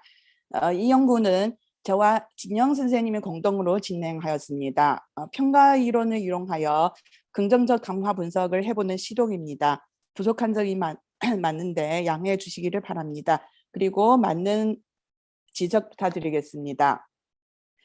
제 발표는 이렇게 5 부분으로 나누어서 진행하도록 하겠습니다. 첫 번째 부분은 서론입니다. 올해는 한배 관계와 북배 관계 모두 중요한 한 해입니다. 한국은 한배 수교 30주년을 맞이하여 베트남은 포괄적 전략적 동반자 관계로 격상 추진 중인 중요한 시기에 들어섰고 북한은 북배를 특수한 동지적 관계, 전략적 관계로 승화 발전시킨 역사적인 한 해에 들어섰습니다. 한배 관계도 한국과 베트남은 2009년 전략적 협력 동반자 관계를 맺은 이래 양국 간 관계의 발전은 지속 도모하고 있습니다. 2017년 5월 출범한 문재인 정부는 임기 초반부터 동아시아 공동체 구축을 위한 한국의 적극적 역할을 강조했고 그해 11월에 발표한 신남방 정책은 아세안 국가들과의 협력 수준을 미국, 중국, 일본, 러시아 등 주변 4대 강국 수준으로 제고할 것이라고 하였으며 아세안 10개국 가운데 베트남이 한국과 교역이 가장 커 신남방 정책이 가장 핵심적인 협력 파트너인 것을 인정하였습니다. 나아가 한배 수교 30년인 2022년에는 양국 관계가 신남방 정책을 바탕으로 포괄적 전략적 동반자 관계로 한 단계 격상될 것으로 예상됩니다. 북배 관계는 지난 몇 년간 갈등 분쟁과 화해 교류의 기로에 쓴 북배 관계는 2018년 8월 ARF를 계기로 외교장관 회담 개최를 시작으로 고위급 교류를 재개하게 되었습니다. 2022년은 북한과 베트남 사이에 외교 관계 수립 72주년이 되는 해이고 2019년 3월에 베트남 공식 친선 방문으로 올해 양국 관계는 특수한 동지적 관계, 전략적 관계로 성화 발전되었습니다. 이러한 맥락에서 한국 외교부 뉴스 홈페이지와 북한 외무성 뉴스 홈페이지에서 베트남에 관련된 주제를 다루는 보도에 관심이 많아질 것으로 예상됩니다. 외교부 외무성에 보도된 뉴스는 언론사에 실린 보도보다는 정부의 주장이 잘 반영되기 때문에 한 나라의 외교 정책 동향을 엿볼 수 있을 것입니다. 그런 뉴스 보도들은 국가 주요 기관의 외교 발표와 관련 정부 부처 고위급 관계자들의 발언이나 실무적인 행위를 주목함으로써 국가 간 외교 왕래의 이념과 입장을 잘 보여주는 담화 자료로 판단됩니다. 외교 담화는 국가 차원에서 외교 정책과 외교 이념을 표현하기 위해서 사용되는 언어 및 언어 행위로서 일반적으로 정상회담 담화, 지도자 연설, 조약, 합의, 공동성명, 브리핑 및 인터뷰 등뿐만 아니라 그러한 일련의 정보와 관련된 공식 문서, 공고문, 공지사항 또는 뉴스 보도를 포함할 수 있습니다. 외교 뉴스 보도는 이상의 어느 한 테스트나 담화 종료에만 치우치지 않고 앞서 지적했듯이 외교 정책과 이념을 잘 보여주는 외교 의무와 연계되어 있으면서 뉴스 방식으로 대외적으로 보도됩니다. 사람들은 특히 뉴스를 통해 공공의 사안이나 문제를 알게 되고 세상을 인식하게 됩니다. 또 이러한 인식에 기반하여 담화문의 사용을 바탕으로 사회나 문화 과정 및 그 구조가 어떻게 구현되는가에 대해 연구하는 학문을 비판적 담화 분석이라고 합니다. 비판적 담화 분석은 지배관계의 생선과 이에 대한 도전에서 담화를 수행하는 역할을 드러내는 데 초점을 맞춥니다. 이 접근법은 언어 사용에 나타나는 힘과 이데올로기를 주목하여 테스트에 숨겨진 권력과 지배관계, 사회 조직과 불평등, 갈등, 의학 등 문제를 연구합니다. 그러나 비판적 담화 분석은 사회적 불평등과 갈등을 소극적인 태도로 대하여 테스트에 대한 분석은 부정적인 의미를 도출해내는 것이 대부분입니다. 마틴 2003에서 담화 분석의 대상을 불평등을 내포하고 있는 나쁜 뉴스만이 아니라 평화를 주장하는 좋은 뉴스도 있어야 한다고 지적하였습니다. 이런 사회적 불평등과 갈등을 긍정적인 태도로 취하고 해결할 것을 주장하면서 담화 분석을 통해 조화로운 사회를 만들고자 하는 접근법은 긍정적 담화이라고 하였습니다. 긍정적 담화 분석은 에 대한 대부분 연구들은 두 나라 간의 신문 사설을 대조하거나 신문 사설을 대조함으로써 평가의 공통점과 차이점을 보여주었습니다. 어떤 연구들은 평가 체계의 기입에 초점을 맞추어서 기입 평가의 사용 특징과 기능을 고찰하였습니다. 왕린계 2021년에서는 비판적 담화 분석 접근법을 이용하여 입장이 서로 다른 두 신문사 사설에 드러난 태도 평가의 차이를 비교함으로써 각 신문에 의식적으로 구성하고자 하는 사회적 신념이나 사회적 질서가 어떻게 언어적으로 실현되고 있는지를 탐구하였습니다. 진연평 진영 2020년에서는 남북한 정치 사설의 대인적 기능을 검토하면서 담화 이면에 작용하는 이데올로기를 고찰하였습니다. 이런 논의된 바에 의하면 평가 이론에 기반한 테스트에 대한 담화 분석은 주로 신문 사설에 집중되어 있습니다. 특히 테스트에서 특정 어휘나 어구의 사용 특징에 대해 비교를 통해 어휘나 어구의 함축적인 의미와 담화 생산자의 의도를 비판적으로 논의하는 데에는 초점을 두었습니다. 그러나 평가 이론에 의하여 긍정적으로 담화에 대한 분석은 아직 희소하다고 봅니다. 현재 정치와 언론에 관련된 담화 분석은 비판적 시각에 기초하여 이루어진 연구들이 대부분입니다. 이런 분석 접근법은 담화를 통해 재현되는 불평등한 권력 관계를 드러내어 보인 목적성을 지나치게 강조하며 언어적으로 구현하는 긍정적 요소를 간과하였습니다. 긍정적 담화 분석 접근법은 불평등한 권력 관계에도 주목하지만 긍정적인 시각으로 불평등 문제를 대처하고 조화로운 사회를 구축하고자 하는 것을 취지로 합니다. 이에 본 연구에서 남북한 대베트남 간의 활발 탐구하고자 평가 이론에 기반을 두고 2017년부터 2022년에 발표된 한국과 북한의 베트남 관련 외교 보도 자료에 대한 긍정적 담화 분석을 실시하였습니다. 이 연구를 통해 한국과 북한이 대베트남에 보인 외교적 태도를 언어 자원으로 어떻게 구현되는지, 어떤 외교적 주제에 집중하여 주로 다루어지는지가 밝혀질 것을 기대합니다. 그 다음으로 이론적 배경 부분을 보도록 하겠습니다. 비판적 담화 분석은 늘 비판적인 태도로 담화를 통해 재현되는 사회적 행위자들 사이의 불평등한 권력 관계를 평가하기 때문에 테스트에 대한 분석에 부정적인 의미가 많습니다. 이에 관련된 부족한 점과 부작용에 대해서 1999년에 마틴은 긍정적 담화 분석이라는 분석법을 제시하였습니다. 긍정적 담화 분석은 적극적인 태도로 사회적 불평등과 갈등을 대처하고 해결함으로써 대화 분석을 통해 조화롭고 평화로운 사회를 구축하는 것을 주장합니다. 마틴 2003에서는 사회적 불평등과 갈등을 폭로하고 비판하는 데만 그쳐서는 실제 문제의 해결에 도움이 안 되고 긍정적인 태도로 평화 언어학이라는 목표를 향해 노력하여 화해하고 공존하는 인류 사회를 이루어야 한다고 지적하였습니다. 긍정적 담화 분석이 의지하는 분석들은 주로 평가 이론을 들 수 있습니다. 평가 이론을 기반으로 테스트나 담화에 대한 평가 과정에서 저자나 화자의 태도 및 입장, 정서의 강도, 그리고 연리적 평가의 척도, 가치 평가의 수준 등은 언어적 평가의 자원들의 깊은 관련이 있으므로 태도나 입장 등을 통해서 나타나는 이데올로기도 이런 언어적 자원들과 관련이 있다고 볼 수 있습니다. 평가 이론은 마틴 앤 화이트 2005년에서 할리데이드 1994년에 체계 기능 언어학의 대행적 기능을 발전시켜서 성립이 된 이론입니다.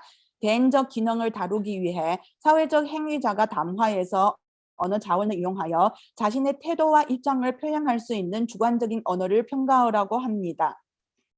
즉 언어 문법적 틀에서 사회적 행위자의 의견을 긍정적 또는 부정적인 태도를 통해 의도적으로 표현하는 언어적 표현입니다. 이는 독자가 사물이나 대상에 대한 인식이나 태도를 형성하는 데 영향을 주며 저자와 독자 간의 관계를 조정하는 상호 주관성과도 관련되는 요인이 됩니다. 평가는 태도, 개입, 강도 세 가지 하위 범주로 분류할 수 있습니다. 이러한 평가어의 특성으로 담화 참여자들은 사람이나 행위, 사물 등에 대한 평가를 내릴 수 있고 테스트에 대한 화자, 저자의 입장을 표현할 수 있으며 그 평가에 대해 크기, 세기, 정도 등에 따라서 등할 수 있습니다. 태도는 이 중에서 핵심적인 자리를 잡고 있는 영역입니다.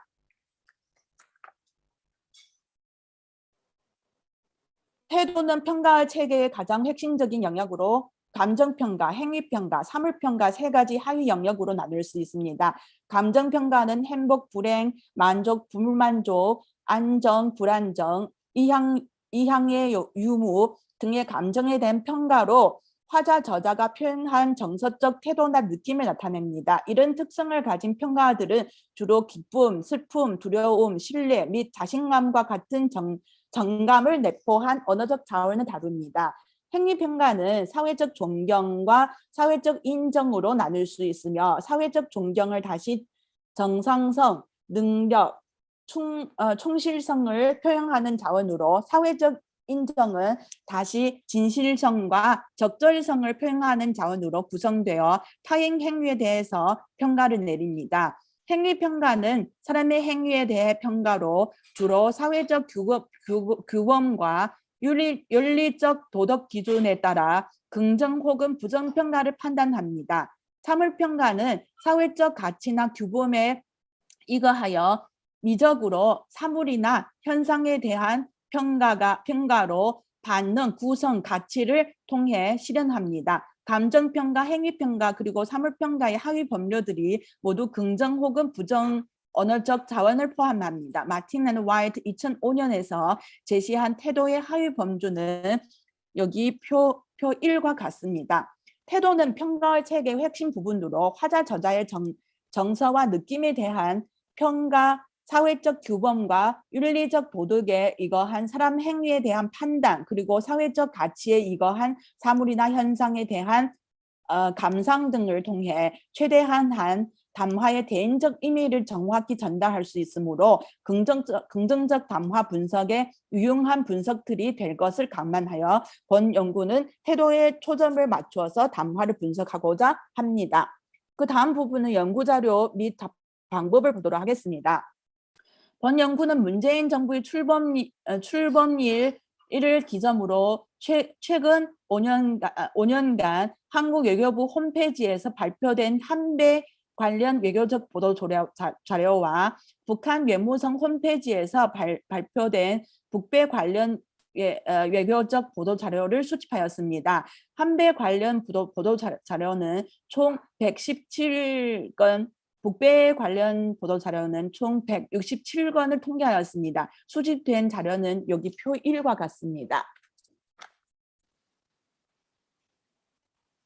본 연구는 수집된 자료를 바탕으로 주로 세 가지 문제를 고찰하고자 합니다. 먼저 코보스 도구를 이용하여 한국 대 베트남 측에 주로 어떤 외교적 의제를 다루었는지, 북한 대 베트남 측에 어떤 외교적 의제에 관심을 기울였는지를 살펴보려고 합니다.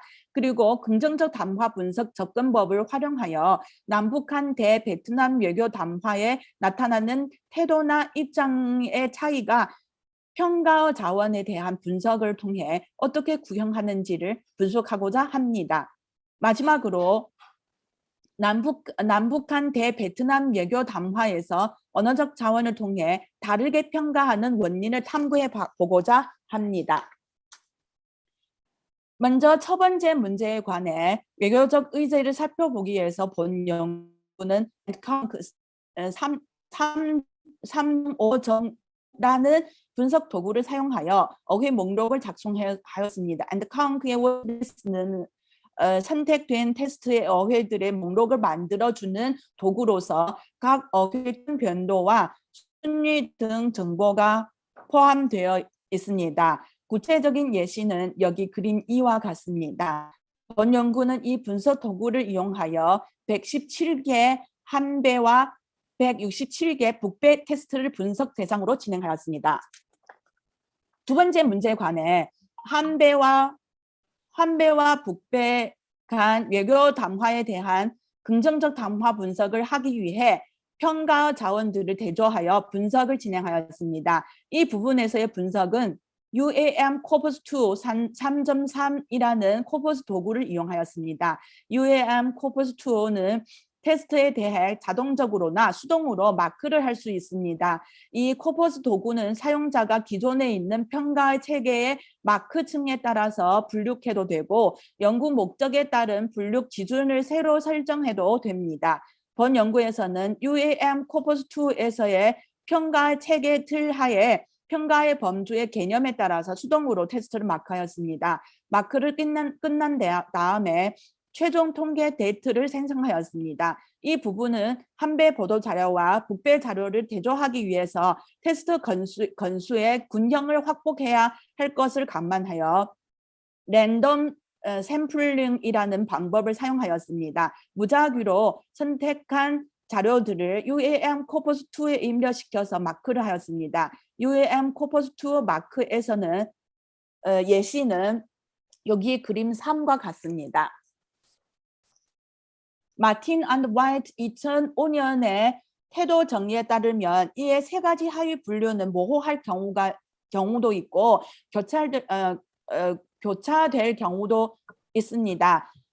연구자가 혼자서 수동으로 테스트를 마크하는 주관성을 낮추기 위해서 본 연구는 연구원 3명 A, B, C 같이 마크하는 방법을 이용하였습니다. 연구원 A는 본 연구자, B는 중국인 한국어 강사, C는 한국인 언어학 대학원생은 모두 평가 이론을 익숙한 중국인 한국어 학자와 한국인 언어학 학자입니다.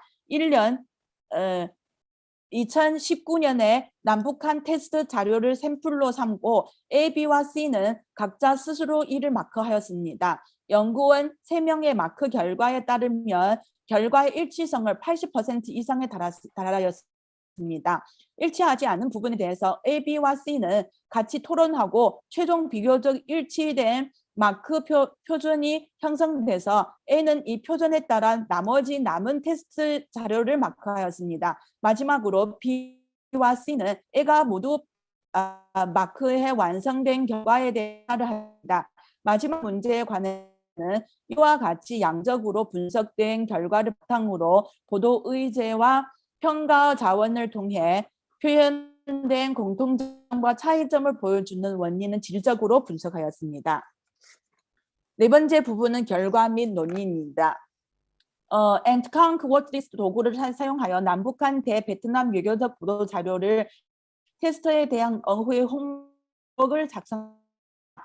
어휘 목록을 작성할 때는 산출된 어휘 포함 단어들을 일정한 방식으로 조정할 수 있습니다. 연구 목적에 따라 어휘 목록의 일부 어휘를 제외하도록 할 수도 있고 특정 어휘만을 포함하도록 할 수도 있습니다. 이 부분의 분석은 주로 남북한 대베트남 외교적 보도 자료에서 자주 다루어지는 의제에 초점을 맞추기 때문에 생성한 어휘 목록에서 빈도수가 가장 높은 20위의 실질적 의미를 가진 명사만 통계하였습니다. 통계 결과는 여기 표 2와 같습니다. 결과를 보면 한국이 대베트남 외교에서 한배, 한메콩, 한아세안 등 관계에 관한 정치 외교, 경제 통상, 사회 문화, 코로나 방역 등 각 분야 의제를 많이 다룬 것에 비해 북한은 월남사회주의 공화국, 월남공산당, 중앙위원회와의 신선 협조 관계 등 의제에 관심을 더 기울였습니다. 한국과 북한은 각국 입장에서 베트남과 우호적인 관계를 유지하고 발전하는 것을 확인할 수 있습니다. 이런 우호적인 관계는 긍정적 담화 분석의 시각에서 어떤 평가를 통하여 실현되었는지를 분석하고자 합니다.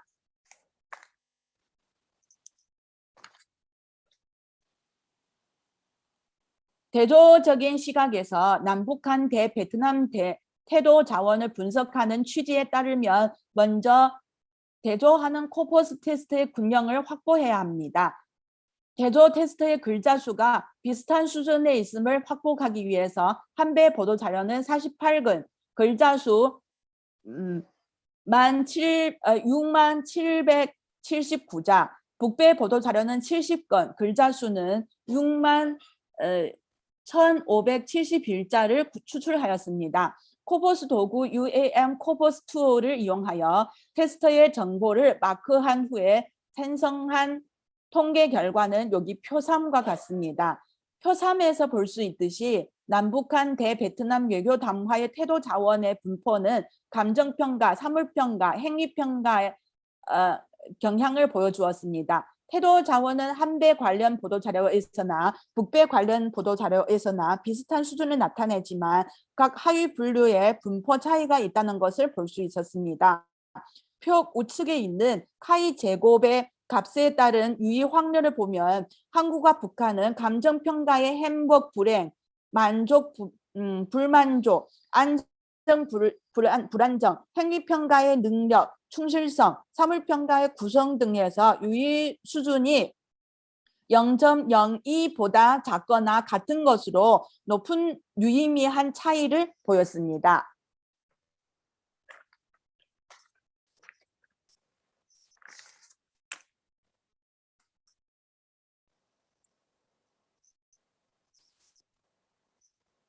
또한 긍정적 담화 분석은 평가 자원의 긍정적 자원만 나타나고 부정적 자원은 나타나지 못하게 하는 것이 아니라 긍정적인 태도로 테스트를 분석하여 테스트 중에 조화로운 요소와 평화로운 요소에 초점을 맞추어서 담화를 분석하는 것입니다. 때문에 통계 결과에 따라 부정적 자원은 매우 적은 통계 수치로 나타나지만 이에 대한 해석은 필요가 있다고 봅니다.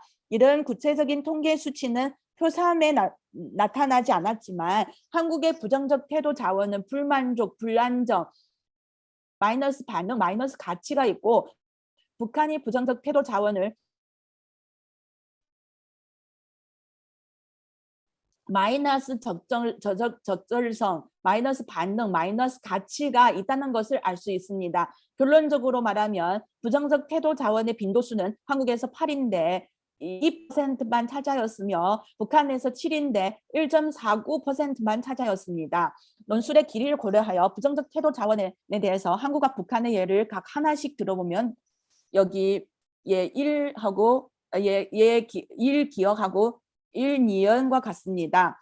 예문 1 기억과 같이 만족감 측면에서 한국 측은 실망감이라는 감정 자원을 통해 베트남 측에 대한 불만족을 표출하고 있습니다. 그리고 매우 크다라는 표현으로 베트남의 과도한 대한국 입국 제한 조치에 대한 한국의 불만족을 격화시키고 있습니다. 1 니은과 같이 행위평가 자원이 적절성 측면에서 북한을 서양 언론들이 대중 보도 수단을 통해 실시한 주군 침해 행위들을 부적절하다고 평가하는데 이런 부적절한 행위는 많은 나라들의 강한 반발과 규탄을 불러일으킬 수 있다고 했습니다. 이런 부정적 평가를 통해 북한과 베트남은 적대 세력들이 공산당과 사회주의 제도를 비난하거나 왜곡하는 행위에 대해 경각심을 높일 것을 강조하였습니다. 이상에서 보듯이 부정적 태도 자원을 사용하였지만 모두 긍정적인 의미를 가지고 있습니다. 예문 1 기억에서 한국 측은 베트남 측의 조치가 한배 관계의 부담으로 작용하였지만 양국 간 우호 신뢰 관계를 바탕으로 현 상황을 함께 극복하고 계속해서 긴밀히 소통해 나가야 할 것을 전망합니다. 1, 2년의 부정적 평가의 대상은 베트남이 아니라 서양 언론들인 서더 파티이기 때문에 이런 평가는 북배 간의 친선 관계는 좋지 않은 영향을 주지 않습니다. 지금까지 남북한 베트남 외교 담화에서 매우 낮은 빈도로 나타난 부정적 대화 자료, 태도 자료 자원에 대해 분석입니다. 아래부터는 빈도수가 매우 높은 긍정적 태도 자원에 대해 구체적인 긍정적 담화하고자 합니다. 표 3 통계 결과에 따르면 긍정적 자원을 추천한 경우는 여기 표와 같습니다. 표사에 따르면 감정평가의 경우 한국과 북한은 긍정적 자원을 선택하는 데 있어 의향 자원을 상호한 공통점이 있었지만 현저한 차이점도 있었습니다. 한국의 통계 결과에 따르면 의향 자원 외에 만족 자원이 그 뒤를 이었습니다. 그리고 안정과 행복 자원을 상대적으로 낮은 비중을 차지하고 있었습니다.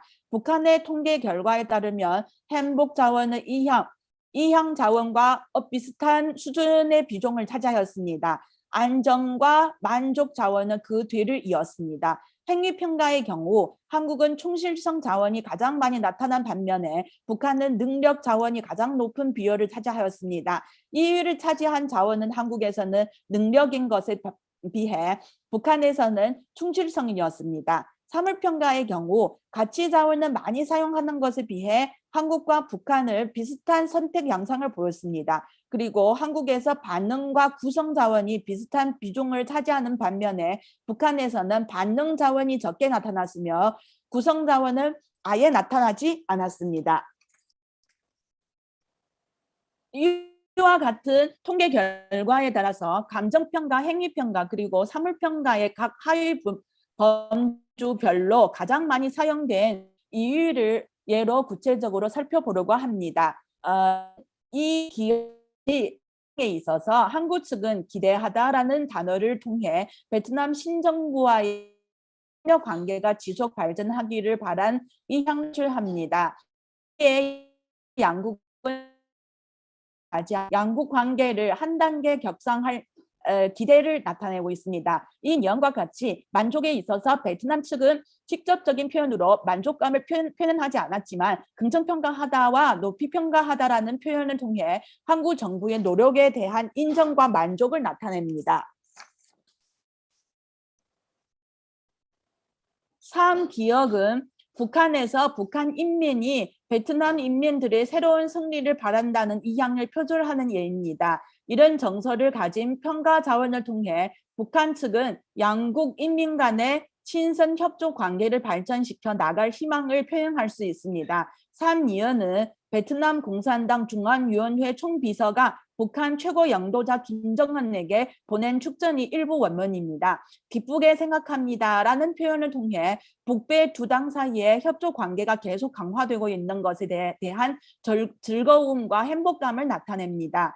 이상 한배 관계 예문과 북배 관계 예문을 볼 때 남북한은 평가 자원을 다르게 선택하고 사용하지만 모두 자기 나라와 베트남의 관계가 유리한 방향으로 나아가도록 표현을 구사한다는 점을 알 수 있습니다.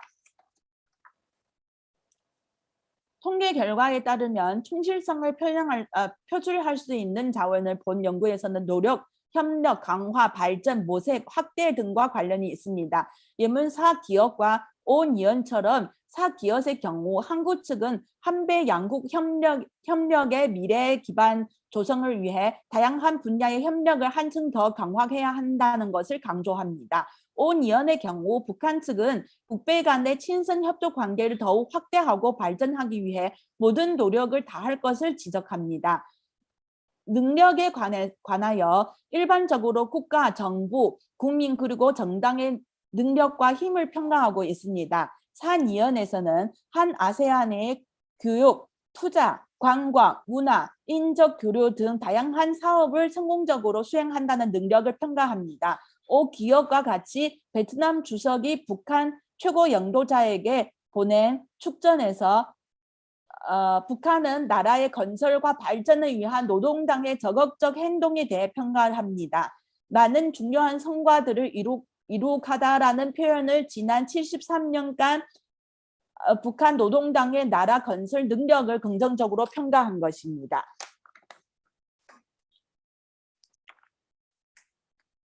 이런 분석에 의하여 한국과 북한의 국가, 정부, 국민 그리고 정당의 행위를 평가할 때 모두 충실성과 능력 자원을 선호한다는 점을 알 수 있습니다. 단 한국의 경우 충실성 자원을 조금 높은 수준으로 더 많이 나타난 것에 비해 북한은 능력 자원을 더 많이 나타냅니다. 일반적으로 능력은 국가나 정부 또는 양국 간의 과거에 이룩한 성과와 사업을 평가한 경우가 많은 반면 충실성은 양국의 앞으로 협력을 계속 발전시켜 나가겠다는 것을 평가한 경우가 많습니다. 그래서 한국 측은 한배 간 장래의 발전을 더욱 중시하며 북한 측은 북배 간 이미 이룩한 외교적 결실을 더욱 중시한다고 할 수 있습니다. 예문 6 기업과 가치에 있어서 신남방 외교의 연장선상이라는 표현으로 한 메콩 외교장관 회의를 평가합니다. 이런 가치 평가 자원을 통해 이번 회의의 중요성과 의의를 지적함으로써 신남방 외교가 결실을 맺을 수 있도록 계속 적극적으로 노력해 나갈 요지를 강조합니다. 통계 결과를 보면 한국의 반응과 구성 자원은 골고루 이루어진다는 것을 알 수 있습니다. 이 두 자원을 역이연에서 확인할 수 있습니다. 역이연에서는 군령과 포용적이라는 구성 자원을 통해 베트남의 지역 발전과 지역 성장을 평가하고 있습니다. 그리고 적역이라는 반응 자원을 통해 어떤 정도의 기여를 해야 할 것인지에 대해 긍정적 평가를 합니다. 통계 결과에 의하면 외교적 보도에서 반응 자원과 관련이 있는 평가들은 대부분 적극적을 나타냅니다. 7위원회에서의 경우도 마찬가지로 적극적이라는 반응 자원을 이용하여 발전 도상 나라들이 열성적으로 대외 활동을 벌린 것을 평가합니다. 7위원회에서는 역사적인 이정표라는 표현을 사용하여 북한 최고 영도자인 김정은의 베트남 공식 친선 방문을 평가합니다. 이런 가치 평가 자원은 이번 방문이 북배 친선 관계를 특수한 동지적 관계, 전략적 관계로 성화 발전시킬 수 있는 역사적인 의미와 중요성을 가진 것임을 표출합니다. 분석 결과에 의하면 한국과 북한은 외교상의 회담, 방문, 회의를 비롯한 사건이나 사무를 평가할 때 일반적으로 가치 자원을 통해 외교 업무에 대한 가치와 의의를 긍정하는 것을 알 수 있습니다. 이런 긍정적 가치를 평가하는 방식은 외교 담화에서 양국 관계의 협력과 도약에 유용한 역할을 할 수 있습니다. 아마 이러한 긍정적 기능 때문인지 태도 하위 범주에서 가치는 남북한 외교 담화에서 모두 가장 많이 나타났습니다. 한국과 베트남의 1992년 수교 이래 눈부시게 발전해온 양국 관계가 신남방 정책을 바탕으로 더욱 긴밀해졌다는 것, 양국 간 활발한 고위급 교류 및 효과적인 협력 성과를 긍정적으로 평가하는 것, 양국 간 협력의 중요성과 특별감을 부각하는 것, 또한 앞으로 양국 관계 발전과 도약을 기대하는 것을 모두 긍정적 태도 자원에서 그 흔적을 찾을 수 있었습니다. 외교적 의제 분석 결과 한배 교류는 한국과 베트남 양국 간에 국한된 것이 아니라 한국과 메콩 5개국 및 아세안 관련 외국 업무까지 포괄하는 것으로 나타났습니다. 베트남은 아세안 회원국으로서 신남방 정책을 추진함과 동시에 한국과 아세안과의 협력 관계에서 중요한 역할을 맡고 있습니다. 여러 가지 긍정적 태도 자원을 통해 한 아세안 양작 협력을 긍정적으로 평가하고 향후 신남방 정책의 모멘텀 유지와 한 아세안 파트너십 강화를 위한 다양한 정책 방안 모색에 긍정적인 기대를 표출합니다. 긍정적 태도 자원을 사용하여 한국은 메콩 지역 내 문제에 적절히 대응하고 한 메콩 협력을 강화하며 메콩 5개국과의 우호적인 관계 발전을 증진하는 데에 대해 긍정적으로 평가합니다. 또한 코로나 대응 협력 관련 이제는 한국과 베트남, 메콩 5개국 아세안 간에 많이 다루어졌습니다. 외역적 의제 분석 결과에 따르면 한국 측은 주로 장관급 간 교류를 한 경우가 더욱 많은데 북한 측은 베트남과의 교류에 있어 주로 국가 정상들 간에 집중된 경우가 더욱 많습니다. 예를 들면 북한 최고 영도자가 베트남 주석에게 축전이나 답전을 보냈다는 것과 북한 최고 영도자 김정은 동지가 베트남에 공식 친선 방문을 하였다는 것 등이 있습니다. 외교 담화에서 긍정적 태도 자원을 통해 두 나라 두 당 사이에 활발한 우호적인 왕래와 경제, 과학, 기술, 국방, 체육, 문화, 예술, 출판, 보도, 부문 등 모든 분야에서의 협조와 교류를 긍정적으로 평가를 합니다. 그리고 이런 긍정적 평가 맥락에서 북한과 베트남 북한 노동당과 베트남 공산당의 인민들이 공동의 노력으로 인민들의 이익에 맞게 협조와 발전을 위하여 계속 공고 발전할 적극적인 의향이 표출됩니다.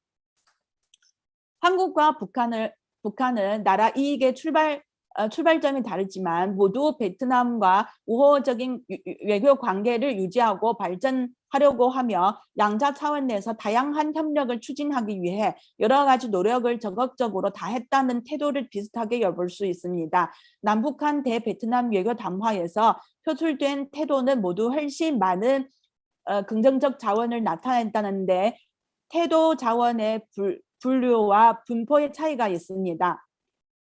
요컨대 남북한은 대베트남 외교 담화에서 다른 의제도 다르고 평가 자원의 사용에도 차이를 보이지만 양국은 모두 긍정적 자원을 사용해 각국의 이익에 부합되는 방식으로 베트남과의 우호적인 관계를 유지하고 발전하는 데에는 적극적인 추진 역할을 하는 점에서 유사합니다. 마지막으로 결론 부분은 들어가겠습니다.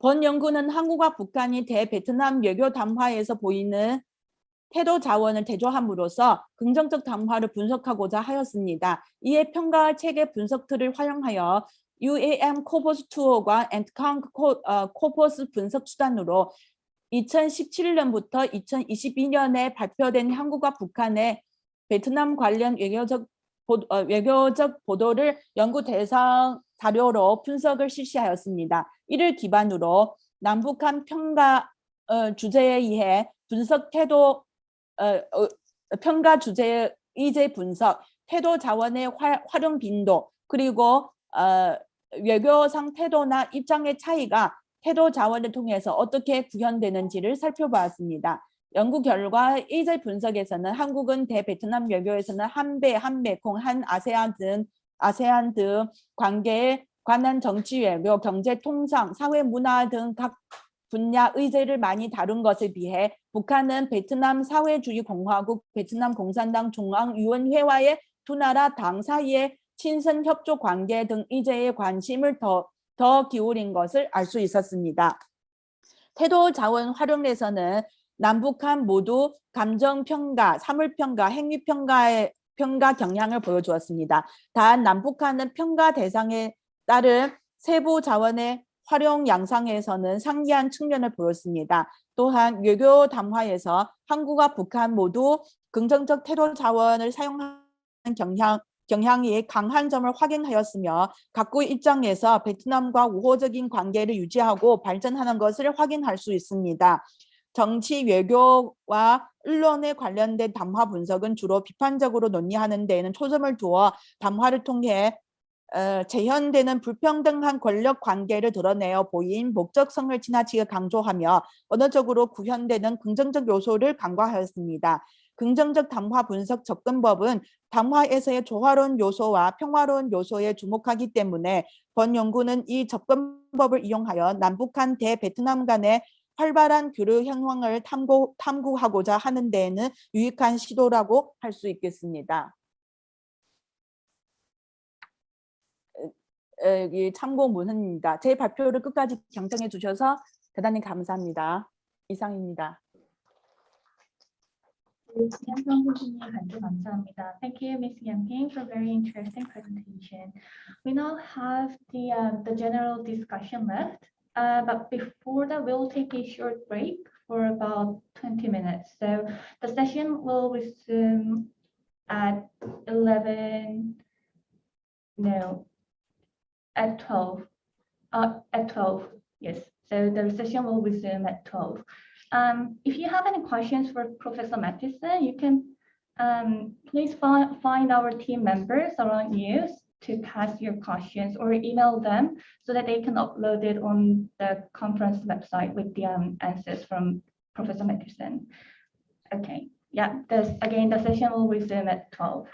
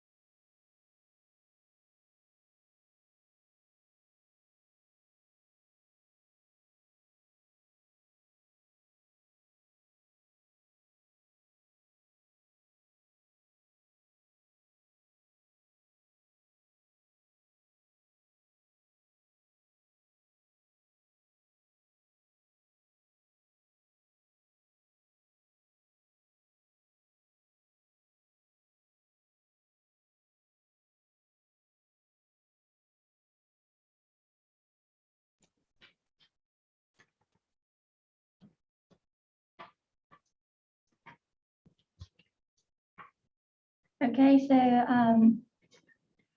I think it's time for the discussion. And as I've mentioned earlier, questions for Professor Matheson can be emailed at coding@down.net. And the presenters, I just want to make sure if the presenters have their microphones and videos on. And when you're ready, we will just begin the discussion. So Professor Zhenhua and Miss Yanping, it would be appreciated if you turn your microphone and videos on.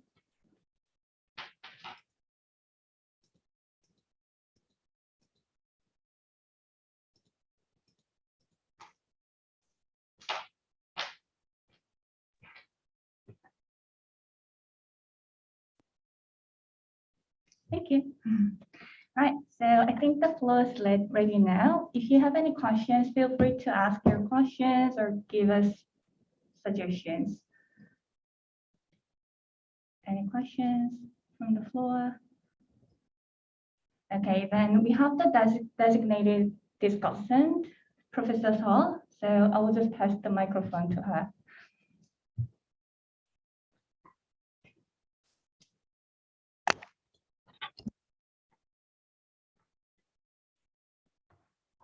Thank you for all your presentation. I have a question for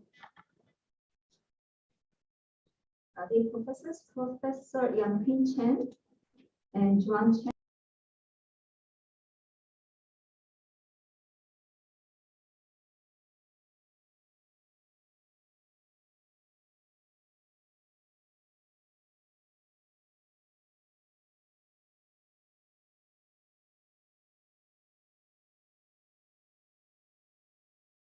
And still be able to arrive at any insight in this diplomatic relationship. Although my field is not a diplomacy, so I don't have a lot of. But I find this analysis very because I'm in English education, and I'm not sure whether this is also applicable. And before that, I also like to appreciate your multimodal presentation. You use English in your PowerPoint, but you use Korean also to present, and your native language is Chinese.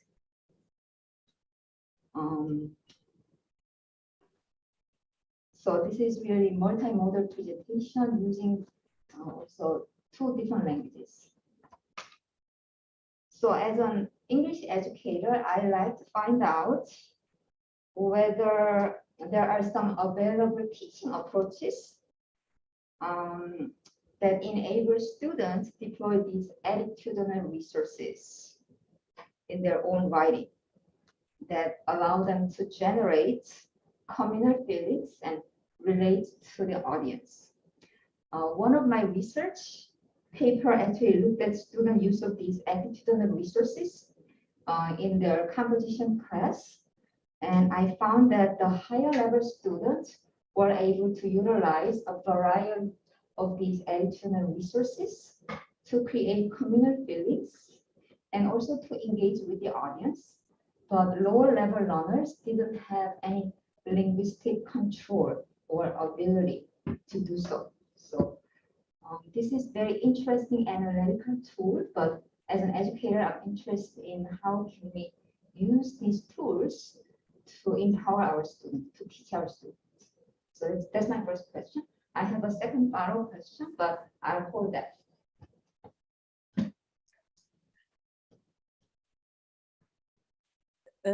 영어로 토론하기가 어려울 텐데 그래서 제가 이해를 잘 했는지 모르겠지만 그 도구에 대해서 그 문의를 하셨던 것 같은데 사용하는 도구에 대해서 일단은 의제 부분은 사용하는 도구는 그 전에 말씀드렸듯이 그래서 그 워드리스트에 통계하는 그런 도구이고요. 그래서 이 부분에는 안트캉크의 도구를 사용했고요. 그 다음에 그 태도 분석 부분에 일단은 그 이거 기초 바탕으로 하여 태도 자원 분류를 할 때 하고 담화 분석은 하는 도구는 또 새로 이렇게 정했고 어떻게 말씀드려야 할지는 모르겠어요. 그 영어로 얘기한 게 아니라 네. 이 도구가 분석을 하기에 되게 좋은 툴인데 네. 저는 이제 그 티칭 쪽에 있기 때문에 교육 네. 때문에 교육적 도구들이 분석적인 도구뿐만 아니라 어떤 네. 티칭을 할 수 있는 툴로 어떻게 사용될 수 있을지 여기에 대한 질문을 드린 거였거든요. 네, 가능하죠. 그래서 어떤 식으로 그 도구를 활용해서 티칭을 할 수 있을지.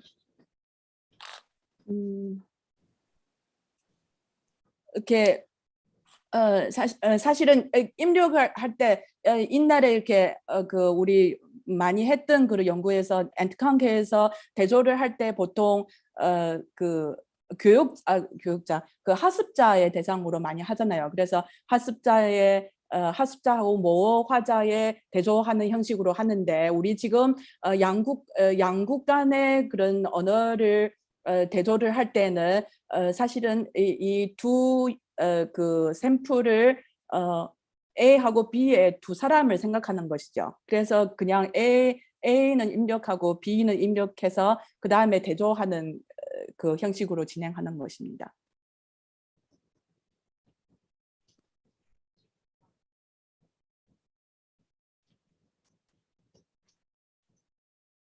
그런데 그 부분도 역시 그 학습자의 그런 스피치나 라이팅을 분석하는 거에 그치잖아요. 근데 제가 분석하는 수동으로, 연구자 수동으로는 아니라 이제 저는 그 I'm English Education 있다 보니까 그런 툴을 단순히 그런 학습자의 어떤 뭐 랭귀지 피처가 어떻고 이런 걸 분석을 떠나서 사실 되게 이렇게 영어적인 능력이 로우 레벨 낮은 학생들도 이런 나름대로의 툴을 소개를 해주면 어느 정도 자기가 그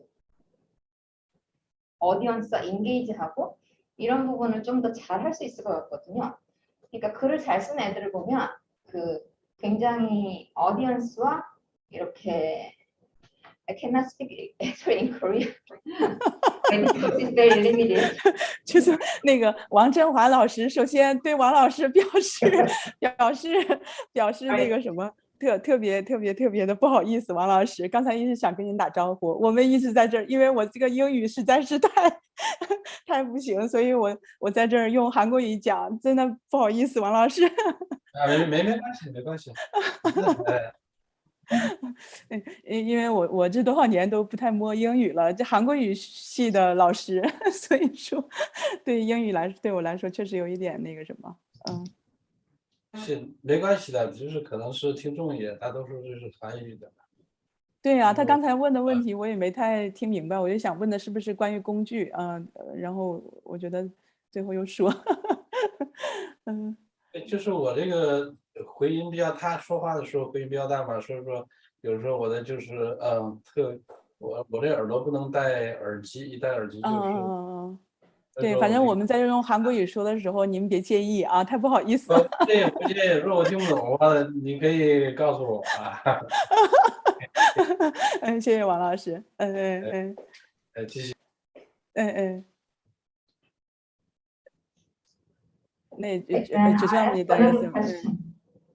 네. Another question to Professor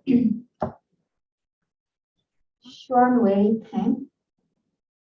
Oh no, Jianhua Wang. Can you hear me? Yes, please. Yes, please. Yes.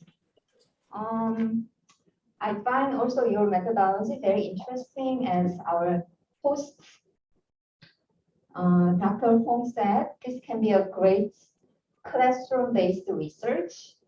Especially, I thought about this COVID pandemic, where we all had to go online to teach. And where we are in the classroom, our interaction can be very multimodal. We are giving verbal instructions. Sometimes we are written out our instructions, but we can also look at students' non-verbal as well as verbal responses. And we can also make an adjustment. But during online teaching, our interaction with students are very limited. So some of those multimodal modality are not there, and we are not able to get enough feedback from our students because some of our students, they just try to turn off their camera and even mute the microphones during the Zoom session. So I thought about your research some meanings maybe are lost in that court case where there is only monomodality in written protocols or documents, and where there are multiple modality of interactions going on in the trial. Yeah, so that was something that I just tried to draw some parallels in my own classroom teaching. Also, I find that your tool can be very useful in expanding maybe this line of work. So I am very curious, what's your conclusion of that research? And what's your maybe long-term goal to using that tool in this line of work? Okay, I'm sorry, I didn't quite catch just because of the echoing. Let me say what you meant is that the meaning, and the meaning with the monomodal discourse and multimodal discourse. What is my conclusion of this research? Is that right? Yes. Okay, that's great. Yes. Okay, thank you very much. Generally speaking, meaning is a big issue. We come to the language, and language itself has its linguistic meaning. I think that's every researchers know that and agree with me. So we got to the phonological meaning, morphological meaning, sentential meaning, but beyond the clause, like Jim Martin, Professor Jim Martin, has done his research in discourse semantics. We found that the meaning beyond the clause is quite social. I mean, that's the best social accountability, because in our social interactions or communications, what we take is a meaning from the modes. Like the case I studied is the courtroom discourse. Within the courtroom discourse, we have so many modes. Sure, we have speech, and we have some written documents. Besides that, we have the speakers say that raise their tongues, give their gaze, or their facial expressions or movements. I mean, that's in the Chinese courtroom. We do not have as many modes as in the common room system courtroom, just because we have some restrictions.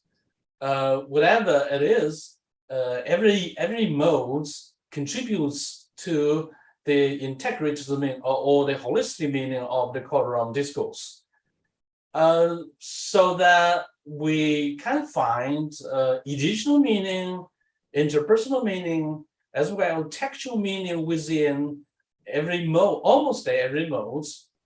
I mean, that's we have done some studies within different modes of meaning, but their affordance to the holistic meaning is not the same. Whatever it is, holistic meaning within the courtroom is much complicated. And then from courtroom decision to the written document of the judgment or the decision of the court, we can tell that the meaning, some of the meaning within the court stays. Some of the meaning within the court does not stay within the written judgment. What I want to say is that what is lost, what remains or maintains in the written judgment, why it stays or why is it lost, what consequence brings to the audience or brings to the judicial justice if some of the meanings within the courtroom is lost in the written judgment. So that's my interest, or that's the objective of my research. Thank you very much. Then I have a follow-up question. Can you hear me? Yeah, I can hear, but the words, the words are not quite clear to my ear. Yeah. I apologize for the technical issue. So I'm curious, then you were focusing on what kind of meaning is lost and what remains. Yeah. So this is interesting line of research, and I'd like to know then what is your conclusion? Perhaps can you tell us about what kind of meaning was lost in the court and what remains? Yeah, the conclusion is quite simple. Most of the cases, educational meaning stays, interpersonal stays, but not all. Why? I mean, why? Just because the modes within the courtroom are many, and within the written judgment, is mono. Just because of the limitation of the mode within the written judgment, it cannot echo and copy all the multimodal meanings within the courtroom. Then would this be a problem? Huh? Would this be a problem eventually? To me, it is a problem. The problem is if it is lost, why? Why?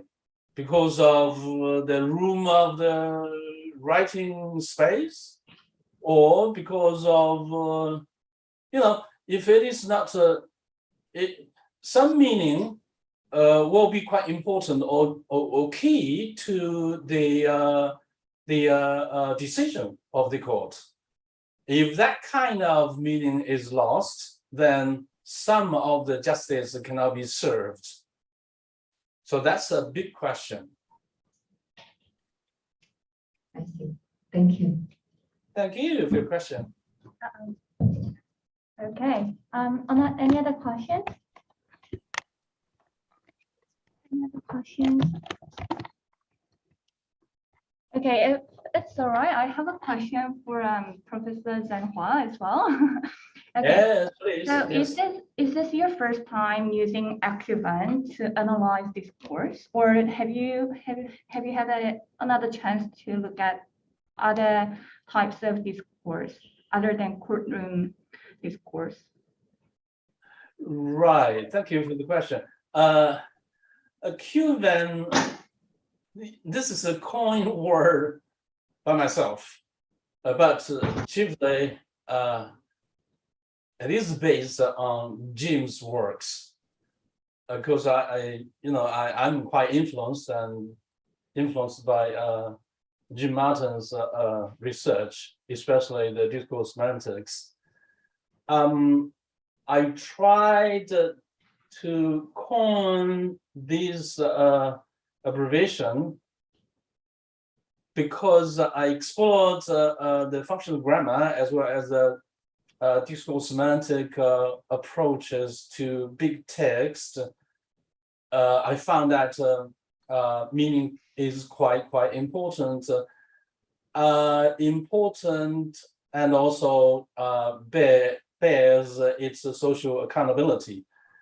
But if you come to some cases, like if you want to study the meaning in a more abstract way, or you want to generalize it out of some social practice, just like a courtroom discourse and the written judgment, and also you put them together because they are about the same issue. Say that's a civil case I mentioned in my speech, but the same issue. We know that we have to approach it almost similarly because it is a legal issue. So if the meaning of the courtroom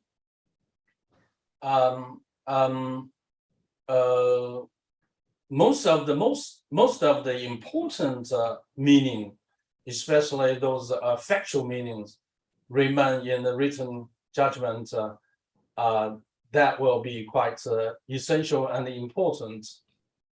Some interpersonal meaning should stay within the written judgment.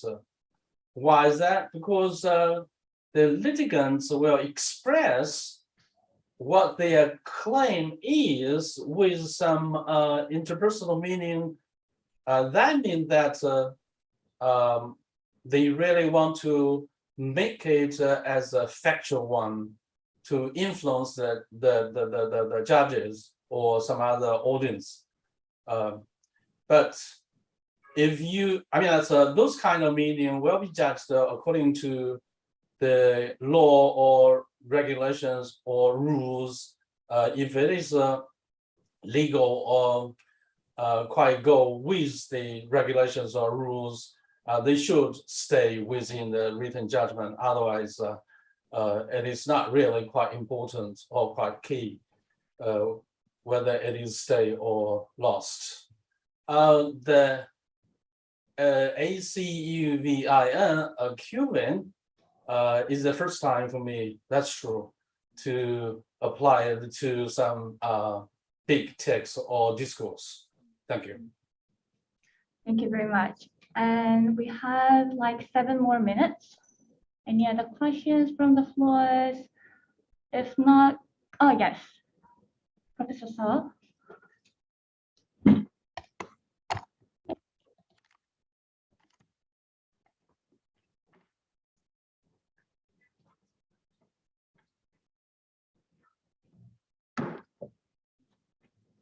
I'm sorry, I'm dominating all the questions. So I have a question to Professor Yang-Pin Chen and Juan Chen about their study of these appraisal theory, attitudinal analysis, resource analysis.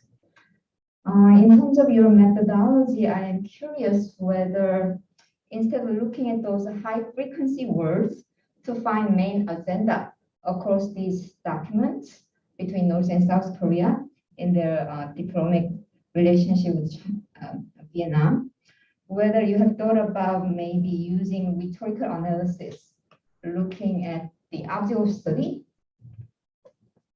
or key concepts to find the main agenda.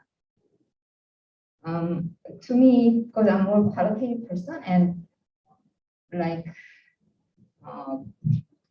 Professor Wang said, some meaning may be lost if you are just looking at the high frequency word, and sometimes keyword and key concept might not be the same. So this is not necessarily a criticism, but something that I just kind of crossed my mind when I was reading your text.